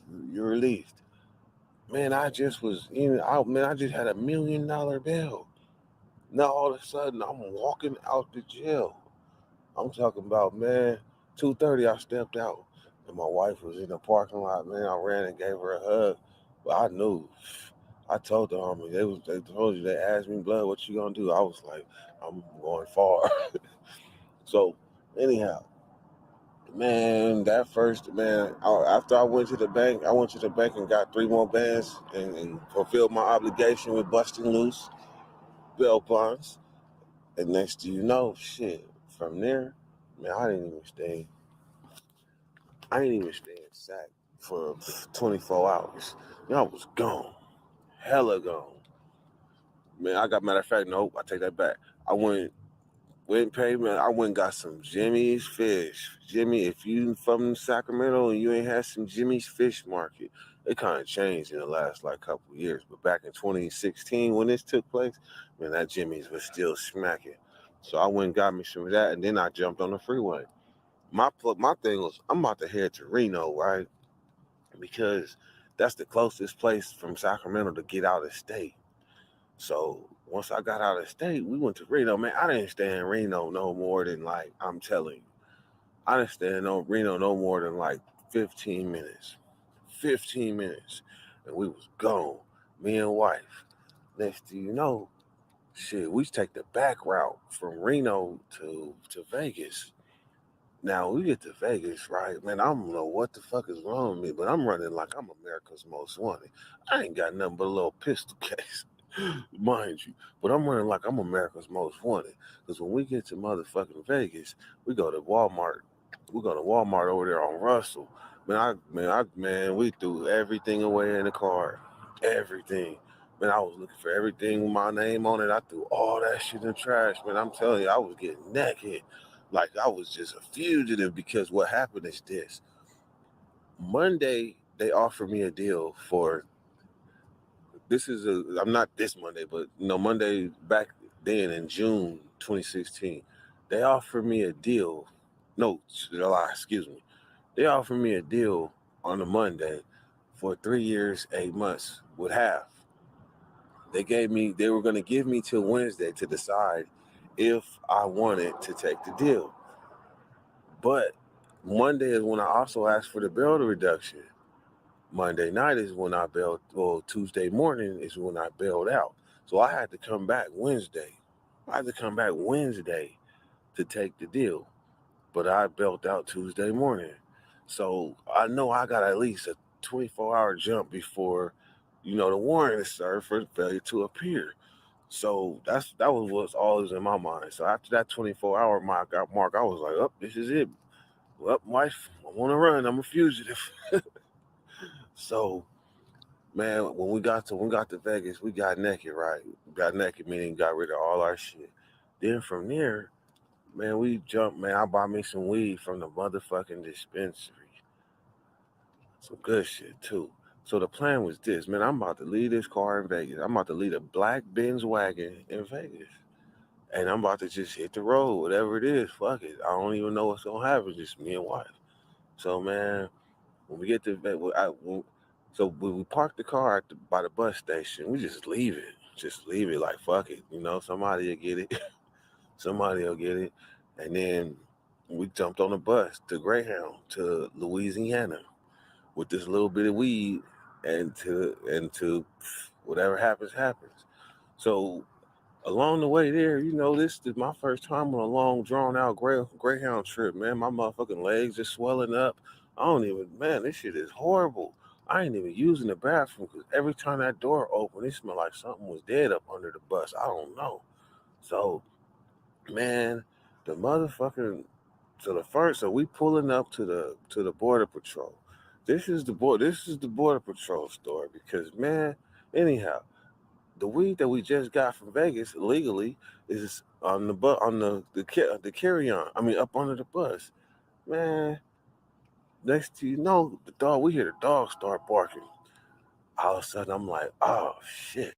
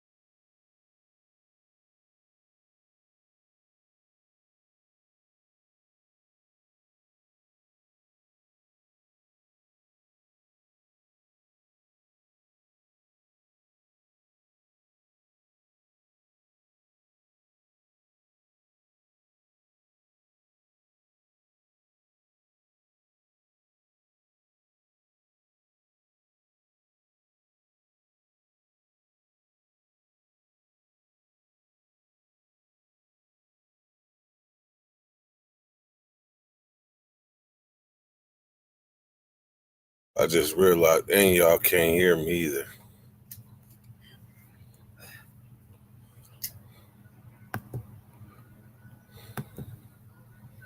Benji.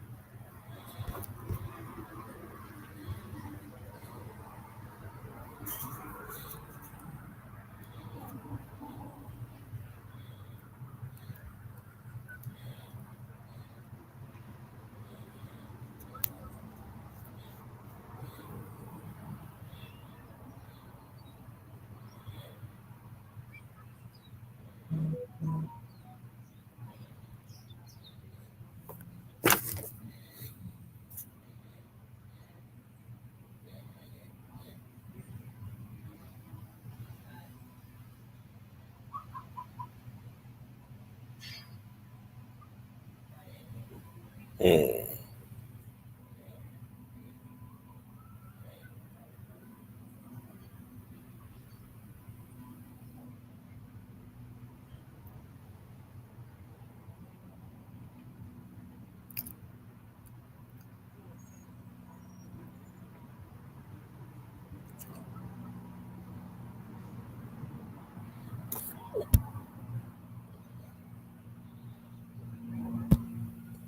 For y'all that's still here.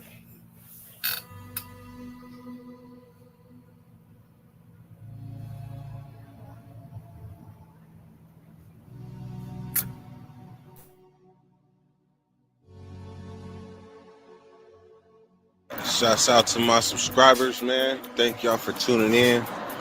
This right here, man, this is about one of the most emotional days that I ever experienced in prison. I'm talking about, you want to know heartbreaking? This is heartbreaking.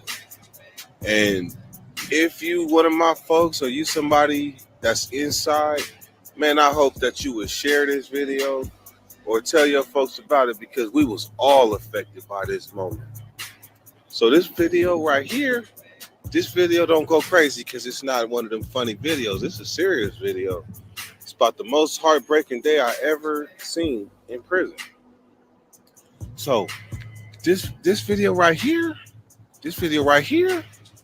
just called Proposition 66.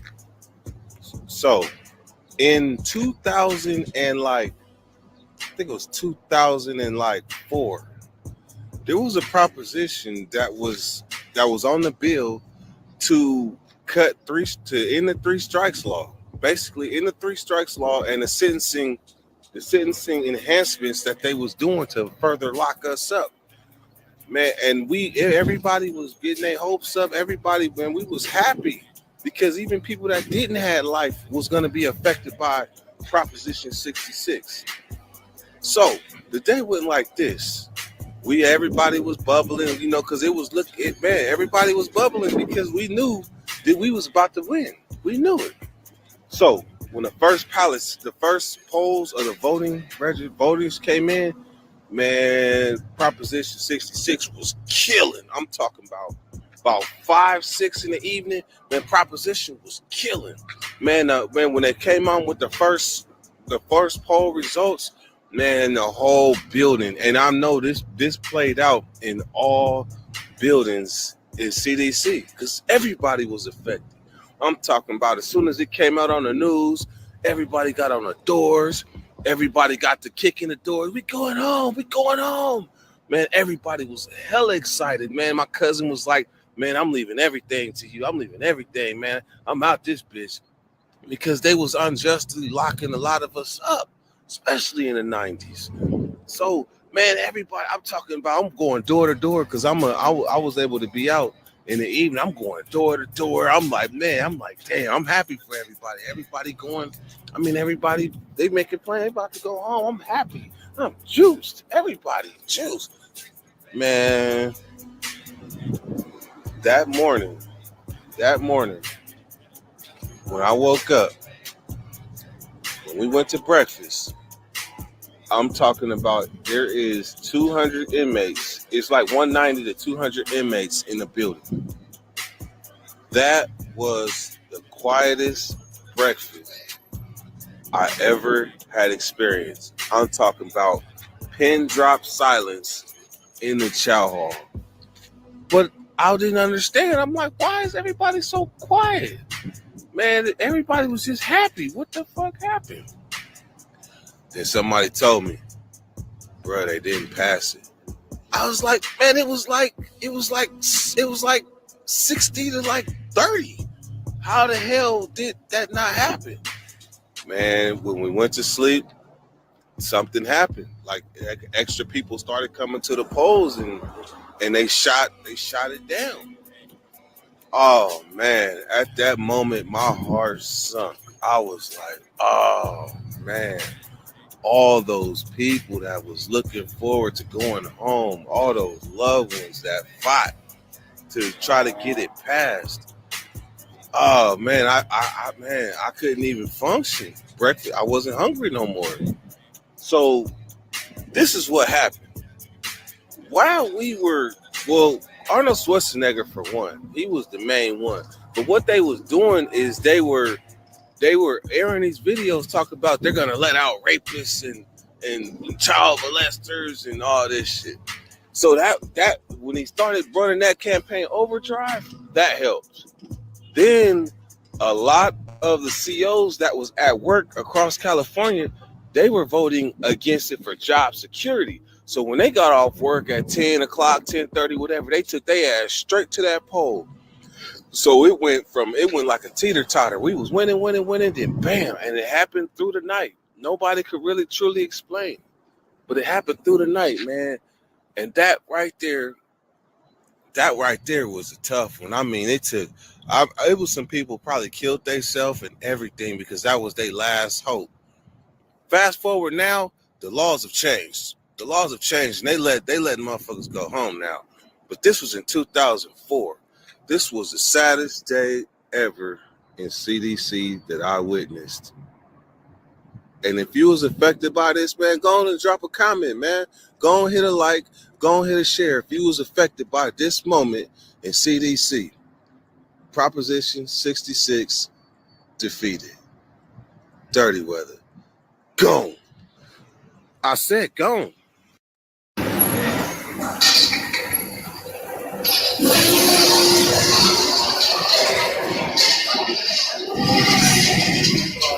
You want to give it a try too? Nah.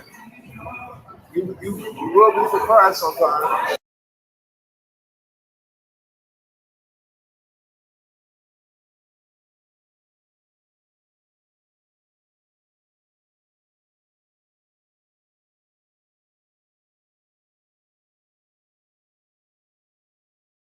Prison. Because you would think we supposed to be some 916, subscribe, tell your partners, whatever. So check me out. This is a story about the first and the second time I ever cried in prison. Because you would think we supposed to be some hard ass, gangsta ass motherfuckers in prison. But motherfuckers got soft spots up in there. And I remember I was in a cell with the homie Jimmy B. And Jimmy B told me about the time he was in Pelican Bay. And Pelican Bay, right? That's the top of California. It's like the end of the road. And motherfuckers be going there and getting forgot about. So, man, I went to I'm in Salinas Valley, right? So, we in the hole. We in the hole because I got caught with a piece of motherfucking metal, right? So, what happened is the homie came to the cell, right? He's like, you want some metal? We got some metal, right? We break this motherfucker. I got a piece of metal in my pocket. I fold my pants up. I put it at the door. And what happened is I work the night rec. So I go around to every building at nighttime. So When it came time for 7:30, they open the door. I'm getting ready to go do my little rounds and shit. I just smoked me a blunt in the pen. I smoked back then. We used to get real cigars in them, so I had me a real blunt. Man, that door opened. I put my pants on, rushed up out. So I went to go to the first building, right? Man, when I got to the first building, normally they give me a problem. This particular night, they said, "Come on in." Man, when I walked in the building, there was a police at the other end of the tunnel, because it's a tunnel to get into the building. At the other end, he said, "Turn around, get against the wall. I don't got to touch you before you come in the building." Why? When I got against the wall, he patted me down, and he had the metal. I had the piece of metal in my pocket. That motherfucker felt that metal in my pocket. He said, "Pep, pep, pep." He said, "What is this?" I said, "It's a stinger." That motherfucker pulled it out. When he pulled it out, it was probably a rod about 6 inches. No, it was about at least 8 inches long. That motherfucker pulled it out. He said, "What is this?" I said, "It was a stinger. I found it on the yard." He said, Yeah, stinger. Went to his mic. Alpha Destiny Escort. He said, yeah, stinger. Alpha Destiny Escort. I was like, oh, fuck. I fucked up. Man, the motherfuckers came, got me, took me to the motherfucking hole. So I'm in the hole with Jimmy B. And that's when Jimmy B was like, man, I was in Pelican Bay, man. And it's the end of the world, man. I remember one day out of nowhere, I was just in a shoe and I just broke down crying out of nowhere. I'm like, nigga, I ain't gonna cry. I'm a gangster. So next thing you know, I'm in this, man. I'm in a cell. I'm in a cell with my blood cousin. I should be happy. This motherfucker went to the shower. I'm listening to Isley Brothers. It's a song called Highway That Leads to Love. Man, I'm watching this shit out of nowhere. I don't know where the fuck it came from, but I just started bawling. I'm talking about, ooh, I'm bawling, crying. I don't know where it came from. I was just thinking, man, I've been in prison like 9 years. I ain't got no girl. I ain't got no kids. It just hit me. Bam. Ooh. So then, by the time my cellie got back to the cell, I was done. He was like, "You all right? What's wrong?" I was like, nothing at all. I'm all right. So then, anyhow, I go to this yard, right? The next yard, because I went to, from that yard, I got in trouble. I was getting in trouble on every yard. But anyhow, so I'm in the kitchen. I'm working in the kitchen. And the white boys is like, "Hey, man, don't go in the front. They didn't fuck the white boy up there." I'm like, "They didn't fuck him up?" I'm like, you know what? Well, shit, they've been fucking up white boys up for as long as I've been in prison, so it ain't no big deal. So when I go up so what happens is it's nighttime. When count clears at like 5:30 or something, we got to shoot back to the buildings. And so we can get our showers and shit. So they didn't tell me they didn't fuck this white boy up in the front. And that ain't my business. So I'm by the door. The scullery where the white boy supposedly is fucked up is off to the right. Motherfuckers ain't even looking that direction. We just looking straight out the door because we don't know what the fuck they done did. All I know is there's a dishwashing machine, and I see a trail of blood. So I'm like, oh shit.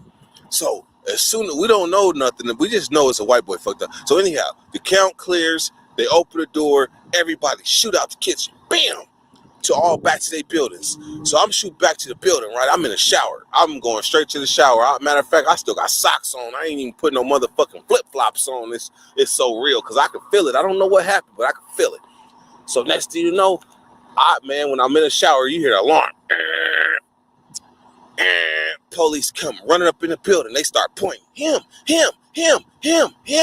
Because they let some people back in their cell, but other people ran to the shower because obviously they had to get rid of like evidence. Remember, I'm not telling you what yard and I'm not telling you what year, so you can figure out the rest. So motherfuckers trying to get this DNA up off of them, so I ain't knowing. So man, so then they come and they snatch us out the shower.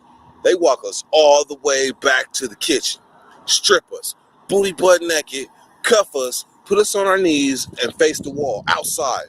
Man, it's hella cold. I still don't know what's going on. Man, next thing you know, we see the homicide come up. The homicide. They like, I'm like this, homicide? Oh my shit. So we're still on our knees facing this wall. And it's dark now. It's about 11 o'clock. We've been on our knees for about 2 hours. I mean, I'm shaking and shit. So then they start walking us in the kitchen to interview us. They take me in the room. They like, there was a homicide that took place here, and you were at work. I said, man, I don't know nothing. I don't know nothing. They said, it's a fucking shame. You and all your crew, everybody's going down for this fucking murder of this white boy. I said, man, I don't know nothing. So then they started pressing me. They're like, you're going down for homicide. I said, man, I swear to God, I don't know nothing. I don't know nothing. I don't know nothing. Man, I broke down crying. Ooh, ooh. I said, man, I swear I don't know nothing, man. So then when they put me back, so after they realized I don't know shit. I don't know shit. I can't say shit. I don't know shit. Motherfucker done been murdered and stuffed in the fucking scullery, the dishwashing machine. They bust him upside his head with a can opener, stuffed him in the fucking scullery. And shit, man, I'm on my business. I don't know shit. So the motherfuckers, when I remember, I'm crying. Ooh. So when not bawling, but tear. So when I get back to where they had us all on our knees, they looking at me like, Dirt, man, you all right? What's wrong? I was like, man, them motherfuckers in there tripping, man. Motherfuckers in there tripping. Man, them motherfuckers kept us on our knees, facing the wall for about, I say it was about 1 o'clock before I made it back up in the cell. 1 o'clock.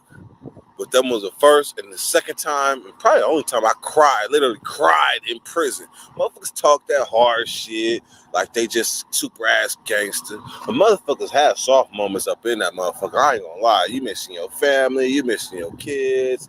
Man, you missing the world. You can see something on TV and it'll trigger emotions. But shit, motherfuckers ain't no goddamn. Motherfuckers ain't no. Oh, well, now there's some hard ass killers up in there, but still, motherfuckers got it. You ain't human if you ain't vulnerable from time to time. I'm just saying though, but I just figure I give y'all something left. Man, happy motherfucking Valentine's. That's what happy motherfucking Valentine's. Dirty Weather 916. Subscribe to my motherfucking channel. Go. Ooh, it doesn't seem like I'll be going nowhere. I'm just a victim of the ghetto. Ooh, it doesn't seem like I'll be getting too far.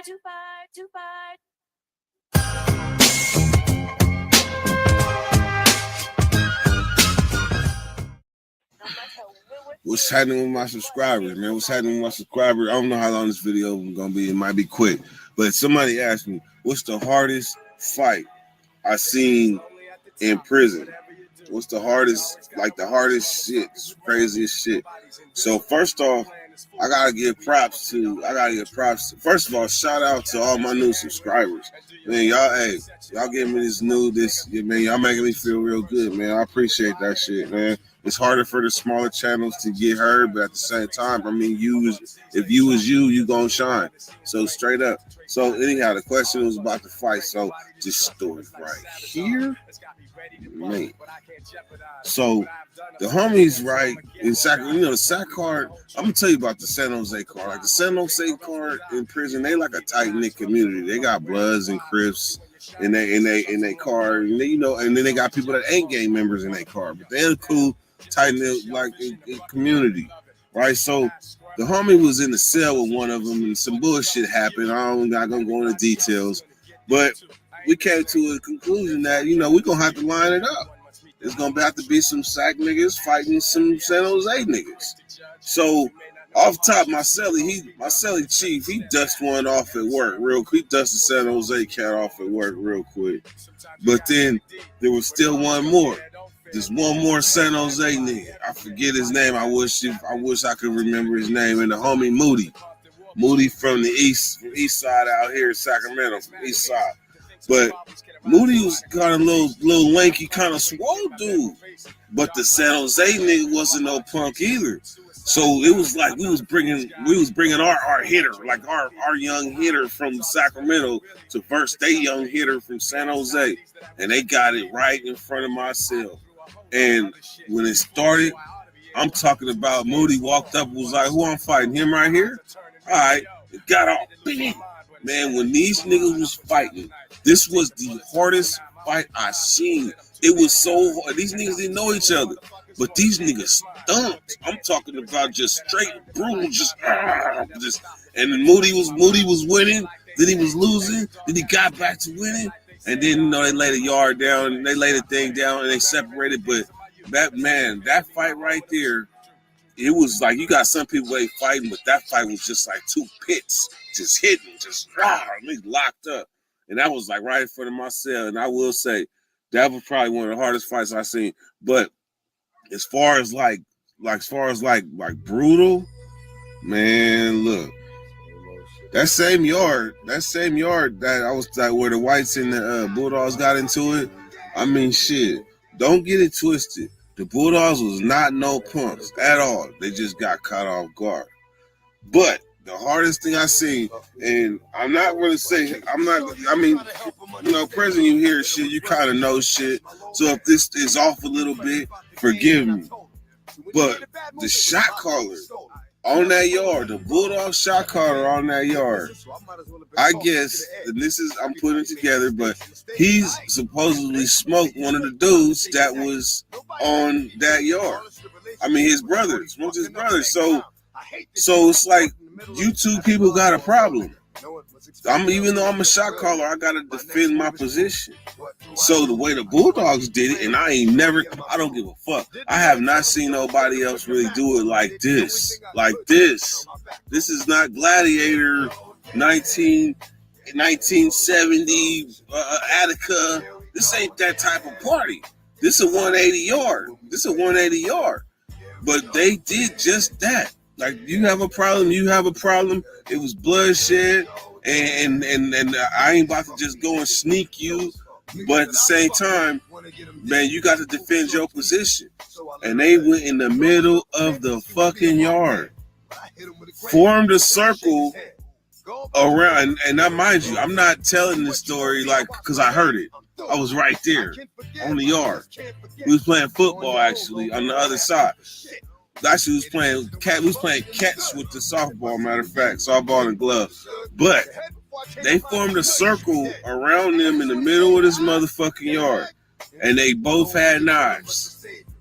I wouldn't even be surprised if they shook hands before they fought like some MMA shit.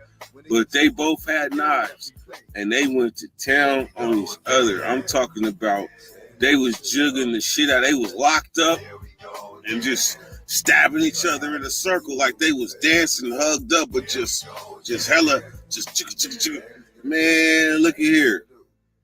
When it was done, like with like Bulldogs, like whenever they at that time when shit was over, they bought, because it was work being handled, but at the same time, I could tell that it was a lot of hurt in the eyes of a lot of these Bulldogs that had to witness this. I'm not sure. I didn't know who was who because they were both. I didn't know the dynamics. Like, I don't know which one died, but one of them died, and one of them damn near died, is from what I heard. But that, just think, in the eyes, like you a young homie, and you gotta look at your big homie, the OG of the yard. And then he gotta go and fight hand-to-hand combat on the yard in the name of honor. In the name of honor. So that's why I say, man, as far as fights go, that was some brutal ass shit. Now, I'm about to turn the page real quick. I got a question. What? I was in a metal detector in my backyard, right? Look, man, what the fuck is this? Here we go again. Can you see this shit?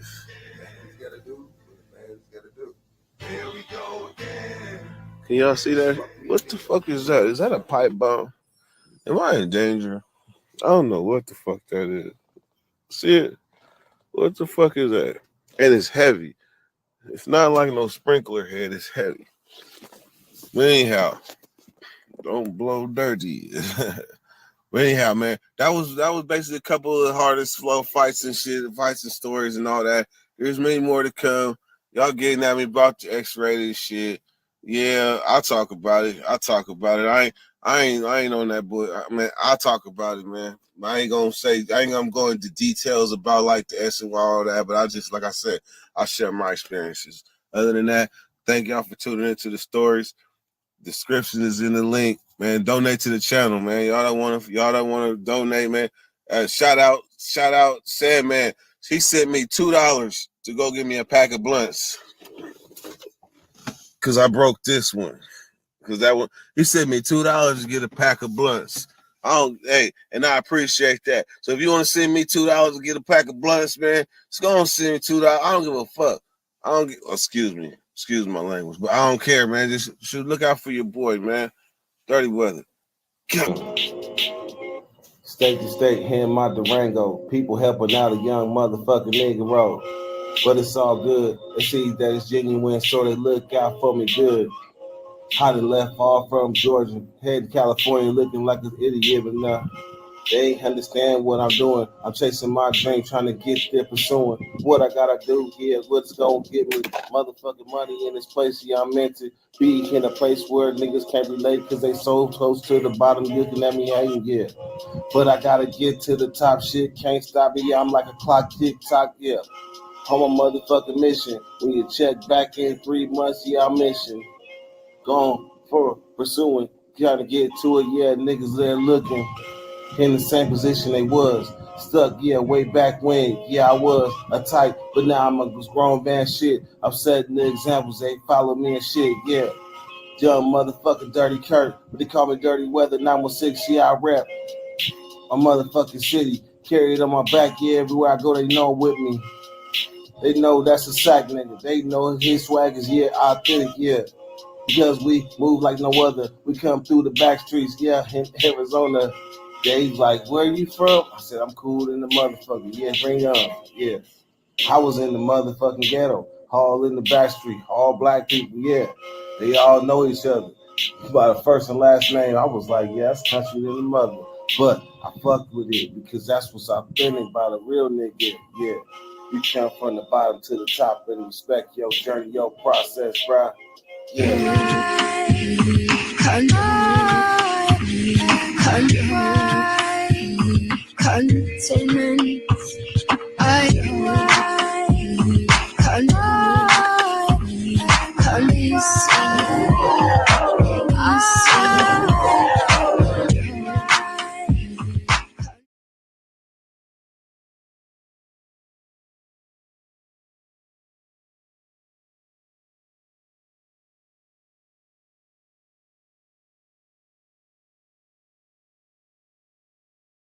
Spread the word. Tell them subscribe to Dirty Weather 916 for the fun. You know what? One more video. You know what? I appreciate all y'all. I just want to stop it a minute, man, because everybody got come up fancy ass intros to their shit. I ain't got that. I ain't even got no fucking fancy intro with some music and all that. Please subscribe to the channel. I ain't got that. But I ain't like that though. I'm just a real individual sharing stories. You know, hoping that I can bring humor to somebody's day. So, this story right here, go crazy. Nah, y'all probably gonna be mad at me because this right here. So look, when I was in the county jail, right, there was this. You know how. Okay, let me go back. This story called X-Lax. Okay, so when you was younger and grandma used to have a medicine cabinet with the little cubes of chocolate in them, you eat them things, your stomach bubbling up, and you didn't know why because we was kids. We was eating grandma's candy X-Lax. Fast forward. So I went from juvenile hall to county jail, right? And I'm in the pod, and you know, motherfuckers facing 100 years and shit, so you gotta find humor wherever you find it. So I won this particular night, what they call it, night program. This particular night program, I'm watching the housemen, and they watching somebody else laughing, right? Because I went to go get a sandwich off the TV, because what they do is like, say it's some extra food, they'll leave it on the TV, and the hungry motherfuckers go get it. But these motherfucking 30-ass housemen they planting the food, crushing up the X-Lax, and putting it in the sandwiches, and putting it on the TV, and watching who goes to get it, and then laughing at them. So I joined in the reindeer games. So I gave me a burrito one day. We had burritos. So I ate one, and for the sake of laughter, I sacrificed my other burrito. Man, I opened that burrito up, crushed me up an X-Lax, put it in there, and I walked like I was panning down. And I'm like, so as I'm about to dump the tray, the white boy sees a whole burrito on my tray. He like, bro, you don't want that? No, I don't. I'm actually rather full. So he takes the burrito and scarfs it before he even gets back to the cell. So I go back out to my cell and I say, he took the bait. So that particular night, when we came out, this motherfucker was fucked up. And then when you're out the cell, you can't get back in for every 15 minutes. So this motherfucker, you can hear the doors when they crack every 15 minutes. This motherfucker was hearing shit. He was going to the water fountain, holding his stomach. He could barely walk, man. He was walking like this. He could barely walk. I'm holding my stomach. His face is red. I'm horrible. I'm a horrible human, I know. But it was funny as fuck watching him go through that. So then when he came out the next morning, he was like, bro, I ran out of toilet paper. I used my sheet, my socks, my shirt. I was like, damn, maybe I put too much in it. So what goes around comes around. So there's a Paisa, I forget Paisa's name. I think his name was Paco or something like that. So I give Paco some spread. I might have sprinkled. Man, I ain't gonna say it twice, but I might have sprinkled a little something in the spread. I needed some humor. It was getting hard to get people. They was up on it. So next thing you know, I get him with the spread.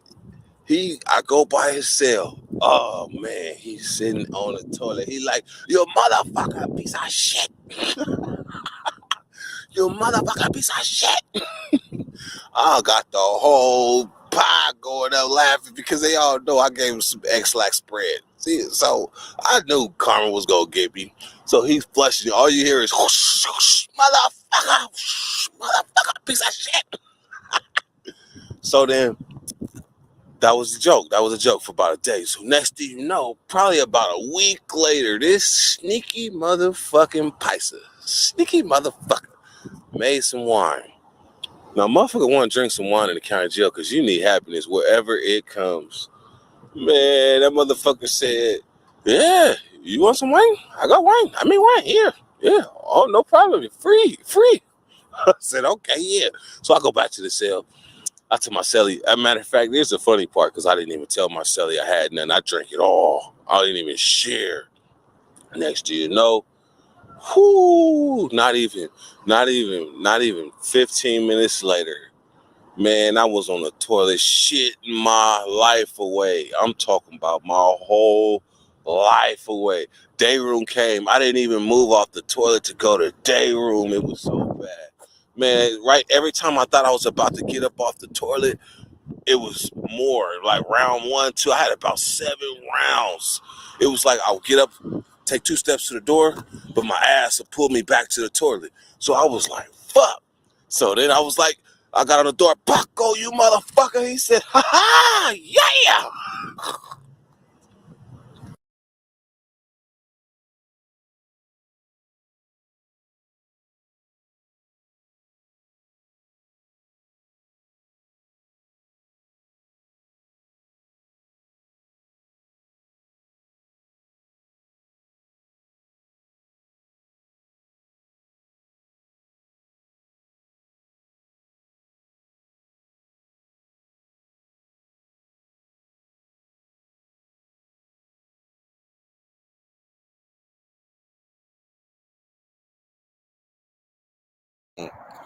But man, they tell I was at the store. They was like, y'all getting ready for the rain?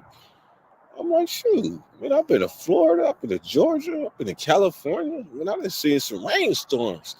But I'm looking at them like, ain't nothing. Next thing you know, the rain started. It felt like somebody was on top of the car going, boom, boom, boom, boom, boom, boom.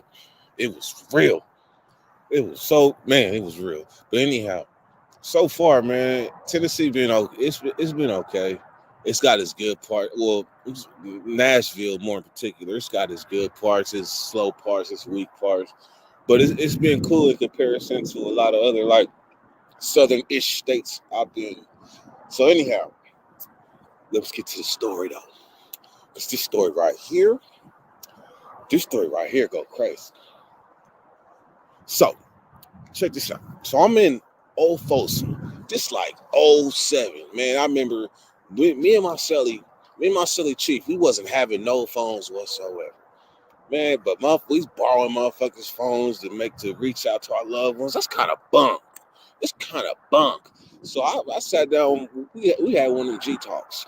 When you have a celly with you get on some real shit with your celly. Like, look, man, we can't be going out like this. We gotta do whatever we gotta do to get a phone. So anyhow, fast forward, we bust a move. I come back to the cell like, check me out, though. So next thing you know, we on. And I ain't gonna lie, I ended up losing my first. I was going through them. I was getting banged. They was making an example out of me. I got banged for my first one because I brought the homie in the cell so he can call his loved ones. This nigga, as soon as he come in the cell, this nigga take his motherfucking shoes off and get comfortable. I'm like, damn, man, they about to open this door. They about to open the door in a minute so you can go out to yard like you supposed to go. You came in here supposedly for an hour and then use the phone and get on. This dude took his shoes off, this nigga got on my bunk in my cell. Oh, smoke. Got on my bunk in my cell. So anyhow, they coming to do release for yard. He's saying hello. He talking to his girl, trying to get his I love yous in, putting his shoes on. Anyhow, long story short, they don't let us out to the yard because he's not even supposed to be in my cell. They don't let us out. So anyhow, I'm on the door. I'm trying to get. I was like, fuck it. We just gonna get out next unlocked in. You know, and then Folsom, the police come. You hearing one or two things. You hearing them keys running, and that's the police running down a tier because they can't just pop up on you like that. Like if you in the middle of the tier, they gotta get a running head start and just pop up and surprise you. It's kind of like old German tactic, the Blitzkrieg, where they just run up on you and just sudden surprise, bam. And then they got the light, they looking at you to see if you're trying to flush or something like that. So anyhow, I heard the keys. Bam. Man, they open the door. I got the phone in my hand. I try to slam it on the ground. Bam. That motherfucker kind of broke, but it didn't. So I go to pick it up. I slam it again. Bam. So then next thing you know, I pick it up again. The police put the pepper spray like this close to my face. He was like, hey, you do it again, I'm sprayed. I'm like, all right, no problem. Now, in Old Folsom, they got this thing called the Walk of Shame, right? The Walk of Shame, when you walk across the yard from one building to the whole, I mean, it's no telling what you done, right? So motherfuckers is looking at who you with, what happened, if there was an alarm or none of that. I didn't have none of that. All they knew was they was like, escort coming from one building. I'm coming out the building with my head down looking stupid. Looking straight stupid. Because I done got caught slipping fucking with smoke. So then, next thing you know, that was the first time I got caught slipping. The next time the police was coming to hit, I heard the keys. They was coming to hit somebody on a tier, but I didn't take no chances. Man, I thought they stopped in front of my cell like a dumbass, and I flushed my phone. That was like $600 down the toilet, because that was when they first came out. This is before smartphones. If anybody been in the pen and they know their history, man, I didn't see a cell phone until 05. I didn't see a cell phone. I heard rumblings, but I didn't see one. So anyhow, this how I got caught slipping. This really what the story is. It's about that little thing inside. Man, so I'm hell-bent on trying to get me a broad. I want a broad hella bad. I ain't gonna lie. I've been in pen hella long. Man, I had no serious relationships or nothing like that. So I'm on these chat lines.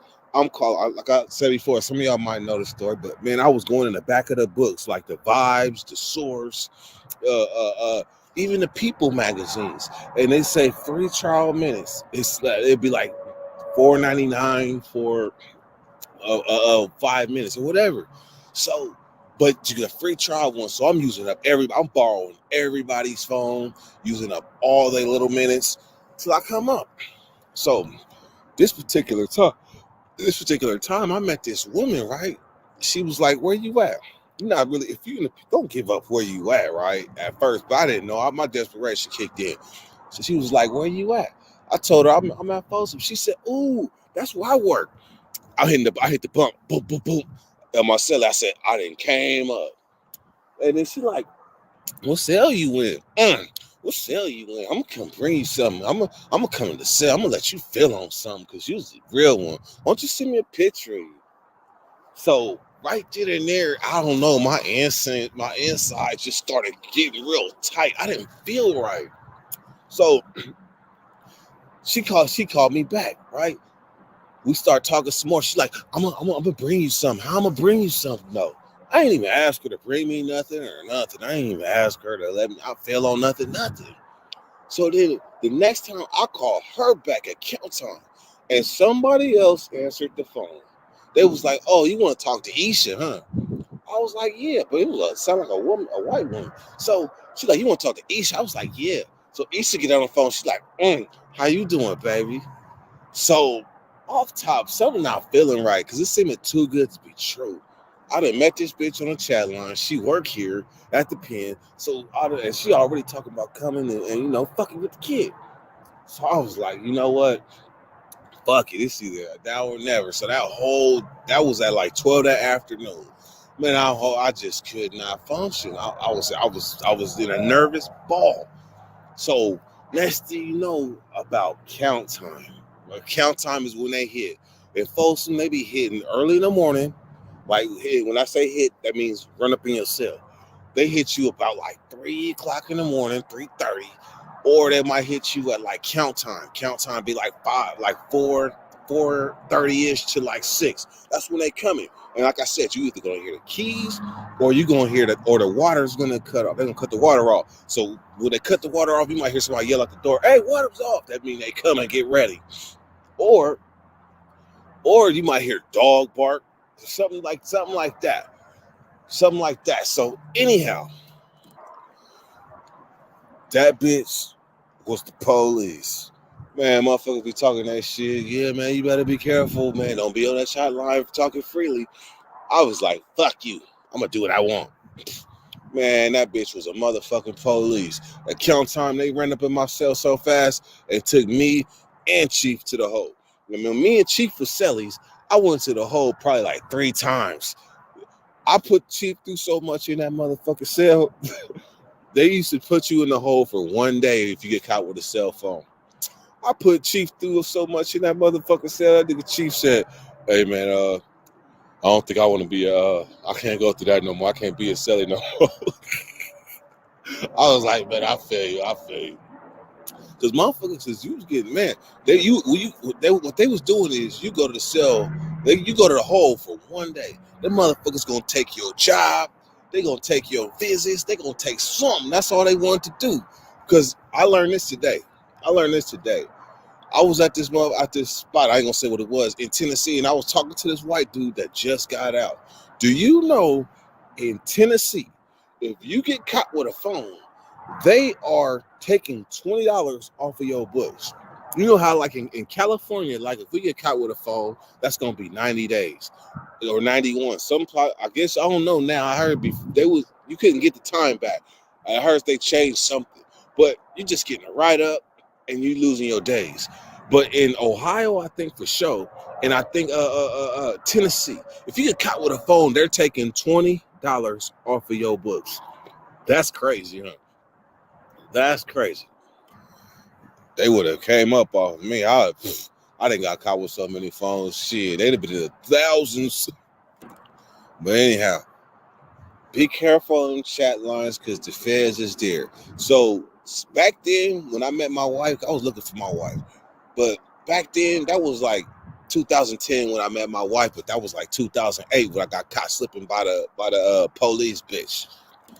And back then, it wasn't no Facebook like that. Matter of fact, I think it was called The Facebook, because I came to the yard one day and the homie Couch was like, hey, get on Facebook. And sure enough, I did too. I did, and that shit was cool as fuck back then. That was like 07. So now fast forward. The warning was to stay off the chat lines back then. Today, same rule applies. All the messenger, all that. Be careful who you talking to, because you never know who it is on the other line. Dirty Weather, gone. Take me to another place. Take me to another place. Tennessee.